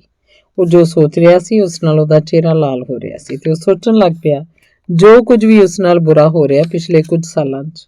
ਉਹਨੇ ਸੋਚਿਆ ਕਿ ਜਦੋਂ ਇੱਕ ਵਾਰੀ ਉਹ ਬਾਥਰੂਮ ਦਾ ਦਰਵਾਜ਼ਾ ਬੰਦ ਕਰਨਾ ਭੁੱਲ ਗਿਆ ਸੀ ਤੇ ਦਾਦੀ ਅੰਦਰ ਆ ਗਈ ਸੀ ਤੇ ਉਹਨੇ ਸਭ ਕੁਝ ਦੇਖ ਲਿਆ ਸੀ। ਉਹਨੂੰ ਉਹ ਸਮਾਂ ਯਾਦ ਆਇਆ ਜਦੋਂ ਕਲਾਸ ਵਿੱਚ ਉਹਨੇ ਹੱਥ ਖੜਾ ਕੀਤਾ ਸੀ ਤੇ ਕਲਾਸ 'ਚ ਆਪਣੀ ਅਧਿਆਪਕਾ ਨੂੰ ਮਾਂ ਕਹਿਤਾ ਸੀ ਤਾਂ ਸਾਰੀ ਕਲਾਸ ਹੱਸ ਪਈ ਸੀ। ਉਹਨੂੰ ਯਾਦ ਕੀਤਾ ਜਦੋਂ ਆਪਣੇ ਸਾਈਕਲ ਤੋਂ ਡਿੱਗ ਪਿਆ ਸੀ ਤੇ ਉਸ ਵੇਲੇ ਉਹ ਸਾਈਕਲ ਤੇ ਕੁਝ ਕਲਾਬਾਜ਼ੀਆਂ ਕਰਨ ਦੀ ਕੋਸ਼ਿਸ਼ ਕਰ ਰਿਹਾ ਸੀ ਤਾਂ ਉੱਥੇ ਕੁਝ ਕੁੜੀਆਂ ਖੜੀਆਂ ਹੋ ਕੇ ਹੱਸ ਰਹੀਆਂ ਸਨ ਤਾਂ ਉਸ ਵੇਲੇ ਉਹਦੇ ਗੋਡੇ ਤੇ ਸੱਟ ਵੱਜੀ ਸੀ ਤੇ ਉਹ ਰੋਇਆ ਸੀ। ਉਹਨਾਂ ਹਾਦਸਿਆਂ 'ਚੋਂ ਇੱਕ ਨੇ ਕੁਝ ਅਜਿਹਾ ਕੀਤਾ ਹੋਵੇਗਾ ਕਿ ਉਹਦਾ ਚਿਹਰਾ ਲਾਲ ਹੋ ਗਿਆ ਸੀ। ਤੇਰੀ ਸ਼ਕਲ ਦੇਖੋ, ਗ੍ਰੈਟਲ ਨੇ ਗੱਲ ਪੱਕੀ ਕਰਦਿਆਂ ਕਿਹਾ। ਤੇਰਾ ਸਾਰਾ ਚਿਹਰਾ ਲਾਲ ਹੋ ਗਿਆ। ਕਿਉਂਕਿ ਮੈਂ ਤੈਨੂੰ ਦੱਸਣਾ ਹੀ ਨਹੀਂ ਸੀ ਚਾਹੁੰਦਾ, ਬਰੂਨੋ ਨੇ ਕਿਹਾ। ਇੱਕ ਕਾਲਪਨਿਕ ਦੋਸਤ, ਇਮਾਨਦਾਰੀ ਨਾਲ ਬਰੂਨੋ, ਤੂੰ ਇੱਕ ਅਜਿਹਾ ਕੇਸ ਹੈ ਜਿਹਦਾ ਕੋਈ ਇਲਾਜ ਨਹੀਂ, ਨਾ ਉਮੀਦ। ਬਰੂਨੋ ਮੁਸਕਰਾ ਰਿਹਾ ਸੀ ਕਿਉਂਕਿ ਉਹ ਦੋ ਗੱਲਾਂ ਜਾਣਦਾ ਸੀ, ਪਹਿਲੀ ਕਿ ਉਸਦਾ ਝੂਠ ਕਾਮਯਾਬ ਹੋ ਗਿਆ ਸੀ ਤੇ ਦੂਜੀ ਜੇ ਕੋਈ ਇੱਥੇ ਨਾ ਉਮੀਦ ਕੇਸ ਸੀ ਤਾਂ ਘੱਟੋ ਘੱਟ ਉਹ ਤਾਂ ਨਹੀਂ ਸੀ। ਮੈਨੂੰ ਇਕੱਲਾ ਛੱਡ, ਮੈਂ ਆਪਣੀ ਕਿਤਾਬ ਪੜ੍ਹਨੀ ਹੈ, ਉਹਨੇ ਕਿਹਾ। ਤੂੰ ਚੁੱਪ ਕਰਕੇ ਅੱਖਾਂ ਮੀਟ ਕੇ ਸੌਂ ਜਾ, ਤੇਰੇ ਕਾਲਪਨਿਕ ਦੋਸਤ ਨੂੰ ਇਹ ਕਿਤਾਬ ਪੜ੍ਹ ਲੈਂਦੇ, ਗ੍ਰੈਟਲ ਨੇ ਕਿਹਾ। ਉਹ ਬੜੀ ਖੁਸ਼ ਸੀ ਕਿ ਉਹਨੂੰ ਕੋਈ ਨੁਕਤਾ ਮਿਲ ਗਿਆ ਤੇ ਇਹਨੂੰ ਉਹ ਹੁਣ ਜਲਦੀ ਨਹੀਂ ਛੱਡੇਗੀ। ਕੰਮ ਖਤਮ। ਹੋ ਸਕਦਾ ਹੈ ਮੈਂ ਉਹਨੂੰ ਤੇਰੀਆਂ ਸਾਰੀਆਂ ਗੁੱਡੀਆਂ ਖਿੜਕੀ ਤੋਂ ਬਾਹਰ ਸੁੱਟਣ ਲਈ ਭੇਜ ਦਿਆਂ, ਉਹਨੇ ਕਿਹਾ। ਕਰਕੇ ਦੇਖ, ਬਹੁਤ ਵੱਡੀ ਗੜਬੜ ਹੋ ਜਾਏਗੀ, ਗ੍ਰੈਟਲ ਨੇ ਕਿਹਾ। ਉਹਨੂੰ ਪਤਾ ਸੀ ਕਿ ਇਹ ਗੱਲ ਠੀਕ ਸੀ। ਠੀਕ ਹੈ ਬਰੂਨੋ, ਤੂੰ ਮੈਨੂੰ ਇੱਕ ਗੱਲ ਦੱਸ ਕਿ ਤੂੰ ਤੇ ਤੇਰਾ ਇਹ ਕਾਲਪਨਿਕ ਦੋਸਤ ਇਕੱਠੇ ਹੋ ਕੇ ਕਰਦੇ ਕੀ ਹੋ ਜਿਹੜਾ ਉਹਨੂੰ ਤੂੰ ਇੰਨਾ ਖਾਸ ਬਣਾ ਰੱਖਿਆ? ਬਰੂਨੋ ਨੇ ਇਸ ਬਾਰੇ ਸੋਚਿਆ। ਉਹਨੂੰ ਲੱਗਿਆ ਕਿ ਅਸਲ 'ਚ ਸ਼ਮੂਏਲ ਬਾਰੇ ਗੱਲ ਕਰਨੀ ਚਾਹੁੰਦਾ ਸੀ, ਬਜਾਏ ਗ੍ਰੈਟਲ ਨੂੰ ਸੱਚ ਦੱਸਣ ਦੇ। ਉਹਨੇ ਇਸ ਰਸਤੇ ਬਾਰੇ ਸੋਚਿਆ ਹੋਏਗਾ ਕਿ ਉਹ ਅਸਲ 'ਚ ਉਹਦਾ ਨਵਾਂ ਦੋਸਤ ਹੈ। ਅਸੀਂ ਹਰ ਮਸਲੇ ਬਾਰੇ ਗੱਲ ਕਰਦੇ ਹਾਂ, ਉਹਨੇ ਗ੍ਰੈਟਲ ਨੂੰ ਦੱਸਿਆ। ਮੈਂ ਉਹਨੂੰ ਆਪਣੇ ਬਰਲਿਨ ਵਾਲੇ ਘਰ ਬਾਰੇ ਦੱਸਦਾ, ਦੂਜੇ ਘਰਾਂ ਬਾਰੇ ਵੀ ਜਿਹੜੇ ਆਪਣੀ ਗਲੀ 'ਚ ਮੌਜੂਦ ਨੇ, ਕਾਹਵਾਖਾਨਿਆਂ ਬਾਰੇ, ਫਲਾਂ ਤੇ ਸਬਜ਼ੀਆਂ ਦੀਆਂ ਦੁਕਾਨਾਂ ਬਾਰੇ ਤੇ ਕਿਵੇਂ ਕਿਸੇ ਨੂੰ ਸਨਿਚਰਵਾਰ ਵਾਲੇ ਦਿਨ ਬਾਜ਼ਾਰ 'ਚ ਨਹੀਂ ਜਾਣਾ ਚਾਹੀਦਾ ਤੇ ਉਹ ਵੀ ਖਾਸ ਕਰ ਦੁਪਹਿਰ ਪਿੱਛੋਂ ਜਿੱਥੇ ਭੀੜ ਭੜੱਕੇ 'ਚ ਧੱਕੇ ਵੱਜਦੇ ਰਹਿੰਦੇ ਨੇ। ਤੇ ਕਾਰਲ, ਡੈਨੀਅਲ ਤੇ ਮਾਰਟਿਨ ਬਾਰੇ ਕਿ ਉਹ ਮੇਰੇ ਦੋਸਤ ਕਿਵੇਂ ਬਣੇ। ਕਿੰਨੀ ਦਿਲਚਸਪ ਗੱਲ ਹੈ, ਗ੍ਰੈਟਲ ਨੇ ਕਟਾਕਸ਼ ਭਰੀ ਆਵਾਜ਼ ਨਾਲ ਕਿਹਾ, ਕਿਉਂਕਿ ਪਿੱਛੇ ਜਿਹੀ ਉਹਦਾ 13ਵਾਂ ਜਨਮ ਦਿਨ ਮਨਾਇਆ ਗਿਆ ਸੀ ਤੇ ਉਹ ਸੋਚਦੀ ਸੀ ਕਿ ਕਟਾਕਸ਼ ਕਰ ਸਕਣਾ ਬੜੀ ਸ਼ਾਨ ਵਾਲੀ ਗੱਲ ਹੁੰਦੀ ਹੈ। ਉਹਨੇ ਫਿਰ ਤੈਨੂੰ ਕੀ ਕਿਹਾ? ਉਹ ਮੈਨੂੰ ਆਪਣੇ ਪਰਿਵਾਰ ਬਾਰੇ ਦੱਸਦਾ ਹੈ ਕਿ ਕਿਵੇਂ ਉਹ ਘੜੀਆਂ ਵਾਲੀ ਦੁਕਾਨ ਦੇ ਉੱਤੇ ਇੱਕ ਫਲੈਟ 'ਚ ਰਹਿੰਦੇ ਸਨ ਤੇ ਇੱਥੇ ਆਉਣ ਤੋਂ ਪਹਿਲਾਂ ਕਿਵੇਂ ਉਹ ਬੜੀ ਦਿਲਚਸਪ ਖੋਜ ਕਰਿਆ ਕਰਦਾ ਸੀ। ਇੱਥੇ ਆਉਣ ਤੋਂ ਪਹਿਲਾਂ ਉਹ ਕਿਹੜੇ ਲੋਕਾਂ ਨੂੰ ਜਾਣਦਾ ਸੀ, ਹੋਰ ਕਈ ਮੁੰਡਿਆਂ ਨੂੰ ਉਹ ਜਾਣਦਾ ਸੀ ਜਿਹੜੇ ਇੱਥੇ ਆਉਣ ਤੋਂ ਪਹਿਲਾਂ ਕਿਧਰੇ ਗਾਇਬ ਹੋ ਗਏ ਸਨ। ਉਹਨੂੰ ਉਹ ਅਲਵਿਦਾ ਵੀ ਨਹੀਂ ਸੀ ਕਹਿ ਕੇ ਗਏ। ਉਹ ਤਾਂ ਹਾਸਿਆਂ ਦੀ ਪੰਡ ਲੱਗਦਾ, ਗ੍ਰੈਟਲ ਨੇ ਕਿਹਾ। ਮੇਰਾ ਜੀਅ ਕਰਦਾ ਉਹ ਮੇਰਾ ਕਾਲਪਨਿਕ ਦੋਸਤ ਹੋਵੇ। ਤੇ ਕੱਲ ਉਹਨੇ ਮੈਨੂੰ ਦੱਸਿਆ ਸੀ ਕਿ ਉਹਦੇ ਦਾਦੇ ਨੂੰ ਕਈ ਦਿਨਾਂ ਤੋਂ ਕਿਸੇ ਨੇ ਨਹੀਂ ਸੀ ਦੇਖਿਆ, ਕਿਸੇ ਨੂੰ ਕੋਈ ਪਤਾ ਨਹੀਂ ਸੀ ਕਿ ਉਹ ਹੈ ਕਿੱਥੇ। ਜਦੋਂ ਵੀ ਉਹ ਆਪਣੇ ਪਿਤਾ ਨੂੰ ਆਪਣੇ ਦਾਦੇ ਬਾਰੇ ਪੁੱਛਦੇ ਤਾਂ ਉਹਨੂੰ ਜੱਫੀ ਪਾ ਕੇ ਰੋਣ ਲੱਗ ਜਾਂਦੇ ਨੇ ਤੇ ਉਹ ਇੰਨੀ ਜ਼ੋਰ ਨਾਲ ਉਹਨੂੰ ਜੱਫੀ ਪਾਉਂਦੇ ਨੇ ਕਿ ਉਹਨੂੰ ਡਰ ਲੱਗਣ ਲੱਗ ਪੈਂਦਾ ਹੈ ਕਿ ਉਹਨੂੰ ਘੁੱਟ ਕੇ ਉਹਦੀ ਜਾਨ ਹੀ ਨਾ ਕੱਢ ਦੇਣ। ਬਰੂਨੋ ਨੇ ਜਦੋਂ ਆਪਣਾ ਆਖਰੀ ਵਾਕ ਪੂਰਾ ਕੀਤਾ ਉਹਨੂੰ ਲੱਗਾ ਕਿ ਉਹਦੀ ਆਵਾਜ਼ ਹੀ ਜਿਵੇਂ ਬੰਦ ਹੋ ਗਈ ਹੋਵੇ। ਸ਼ਮੂਏਲ ਨੇ ਉਹਨੂੰ ਕਈ ਗੱਲਾਂ ਦੱਸੀਆਂ ਸੀ ਪਰ ਕੁਝ ਕਾਰਨਾਂ ਕਰਕੇ ਉਹਨੂੰ ਅਸਲ 'ਚ ਸਮਝ ਨਹੀਂ ਸੀ ਆਈ ਕਿ ਉਹਨੇ ਆਪਣੇ ਦੋਸਤ ਨੂੰ ਕਿੰਨਾ ਉਦਾਸ ਕਰ ਦਿੱਤਾ ਸੀ। ਜਦੋਂ ਬਰੂਨੋ ਨੇ ਇਹ ਗੱਲਾਂ ਉੱਚੀ ਆਵਾਜ਼ 'ਚ ਕਹੀਆਂ ਤਾਂ ਉਹਨੂੰ ਬਹੁਤ ਬੁਰਾ ਲੱਗਾ ਕਿ ਉਹਨੇ ਸ਼ਮੂਏਲ ਨੂੰ ਤਸੱਲੀ ਦੇਣ ਲਈ ਕੁਝ ਵੀ ਨਹੀਂ ਸੀ ਕਿਹਾ, ਸਗੋਂ ਉਹ ਕੁਝ ਹੋਰ ਹੀ ਜਬਲੀਆਂ ਮਾਰਨ ਲੱਗ ਪਿਆ ਸੀ, ਜਿਵੇਂ ਉਹ ਖੋਜ ਬਾਰੇ ਹੀ ਗੱਲਾਂ ਕਰਨ ਲੱਗ ਪਿਆ ਸੀ। ਮੈਂ ਉਹਨੂੰ ਕੱਲ ਨੂੰ ਇਸ ਬਾਰੇ ਸੌਰੀ ਕਹਾਂਗਾ, ਉਹਨੇ ਜਿਵੇਂ ਆਪਣੇ ਆਪ ਨੂੰ ਕਿਹਾ ਹੋਵੇ। ਜੇ ਪਿਤਾ ਜੀ ਨੂੰ ਤੇਰੇ ਇਸ ਕਾਲਪਨਿਕ ਦੋਸਤ ਬਾਰੇ ਪਤਾ ਲੱਗ ਗਿਆ ਤਾਂ ਤੇਰੀ ਸ਼ਾਮਤ ਆ ਜਾਏਗੀ। ਗ੍ਰੈਟਲ ਨੇ ਕਿਹਾ। ਮੇਰੇ ਖਿਆਲ 'ਚ ਤੈਨੂੰ ਇਹ ਬੰਦ ਕਰ ਦੇਣਾ ਚਾਹੀਦਾ ਹੈ। ਕਿਉਂ? ਬਰੂਨੋ ਨੇ ਪੁੱਛਿਆ। ਕਿਉਂਕਿ ਇਹ ਸਿਹਤ ਲਈ ਚੰਗੀ ਗੱਲ ਨਹੀਂ, ਉਹਨੇ ਕਿਹਾ। ਇਹ ਪਾਗਲਪਨ ਦੀ ਪਹਿਲੀ ਨਿਸ਼ਾਨੀ ਹੈ। ਬਰੂਨੋ ਨੇ ਨਾਂ 'ਚ ਸਿਰ ਹਿਲਾਉਂਦਿਆਂ ਕਿਹਾ, ਮੈਨੂੰ ਨਹੀਂ ਲੱਗਦਾ ਕਿ ਹੁਣ ਮੈਂ ਬੰਦ ਕਰ ਸਕਦਾ। ਇਹ ਉਹਨੇ ਲੰਮੀ ਚੁੱਪ ਮਗਰੋਂ ਕਿਹਾ ਸੀ। ਮੈਂ ਨਹੀਂ ਸੋਚਦਾ ਕਿ ਮੈਂ ਕਰਨਾ ਚਾਹੁੰਦਾ ਹਾਂ। ਚੰਗਾ, ਫਿਰ ਇੱਕੋ ਹੀ ਗੱਲ ਹੈ, ਗ੍ਰੈਟਲ ਨੇ ਕਿਹਾ। ਉਹ ਪਲ ਦੋਸਤੀ ਵਾਲੇ ਪਾਸੇ ਆ ਰਹੀ ਸੀ। ਚੰਗਾ ਫਿਰ, ਬਰੂਨੋ ਨੇ ਉਦਾਸ ਹੁੰਦਿਆਂ ਕਿਹਾ। ਤੂੰ ਠੀਕ ਹੈ? ਤੂੰ ਇਸ ਬਾਰੇ ਕਿਸੇ ਨਾਲ ਗੱਲ ਤਾਂ ਨਹੀਂ ਕਰੇਂਗੀ? ਕੀ ਕਰੇਂਗੀ? ਉਹਨੇ ਸਿਰ ਮਾਰਿਆ। ਕਿਸੇ ਨਾਲ ਵੀ ਨਹੀਂ, ਸਿਰਫ ਮੇਰੇ ਕਾਲਪਨਿਕ ਦੋਸਤ ਨੂੰ ਛੱਡ ਕੇ। ਬਰੂਨੋ ਹੈਰਾਨ ਹੋਇਆ। ਕਿ ਤੇਰਾ ਕੋਈ ਕਾਲਪਨਿਕ ਦੋਸਤ ਹੈ? ਬਰੂਨੋ ਨੇ ਉਹਨੂੰ ਤਾਰ ਦੇ ਦੂਜੇ ਪਾਸੇ ਸੋਚਣਾ ਸ਼ੁਰੂ ਕੀਤਾ, ਜਿਵੇਂ ਆਪਣੇ ਕਿਸੇ ਹਮ ਉਮਰ ਕੁੜੀ ਨਾਲ ਗੱਲਾਂ ਕਰ ਰਹੀ ਹੋਵੇ, ਜਿਵੇਂ ਉਹ ਇੱਕ ਦੂਜੇ ਬਾਰੇ ਵਿਅੰਗਾਤਮਕ ਹੋ ਕੇ ਗੱਲਾਂ ਘੰਟਿਆਂ ਬੱਧੀ ਕਰੀ ਜਾ ਰਹੇ ਹੋਣ। ਨਹੀਂ, ਉਹਨੇ ਹੱਸਦਿਆਂ ਕਿਹਾ, ਮੈਂ 13 ਸਾਲਾਂ ਦੀ ਹਾਂ ਤੇ ਹੁਣ ਮੈਂ ਕਿਸੇ ਬੱਚੇ ਵਾਂਗ ਗੱਲਾਂ ਨਹੀਂ ਕਰ ਸਕਦੀ, ਰੱਬ ਦਾ ਵਾਸਤਾ।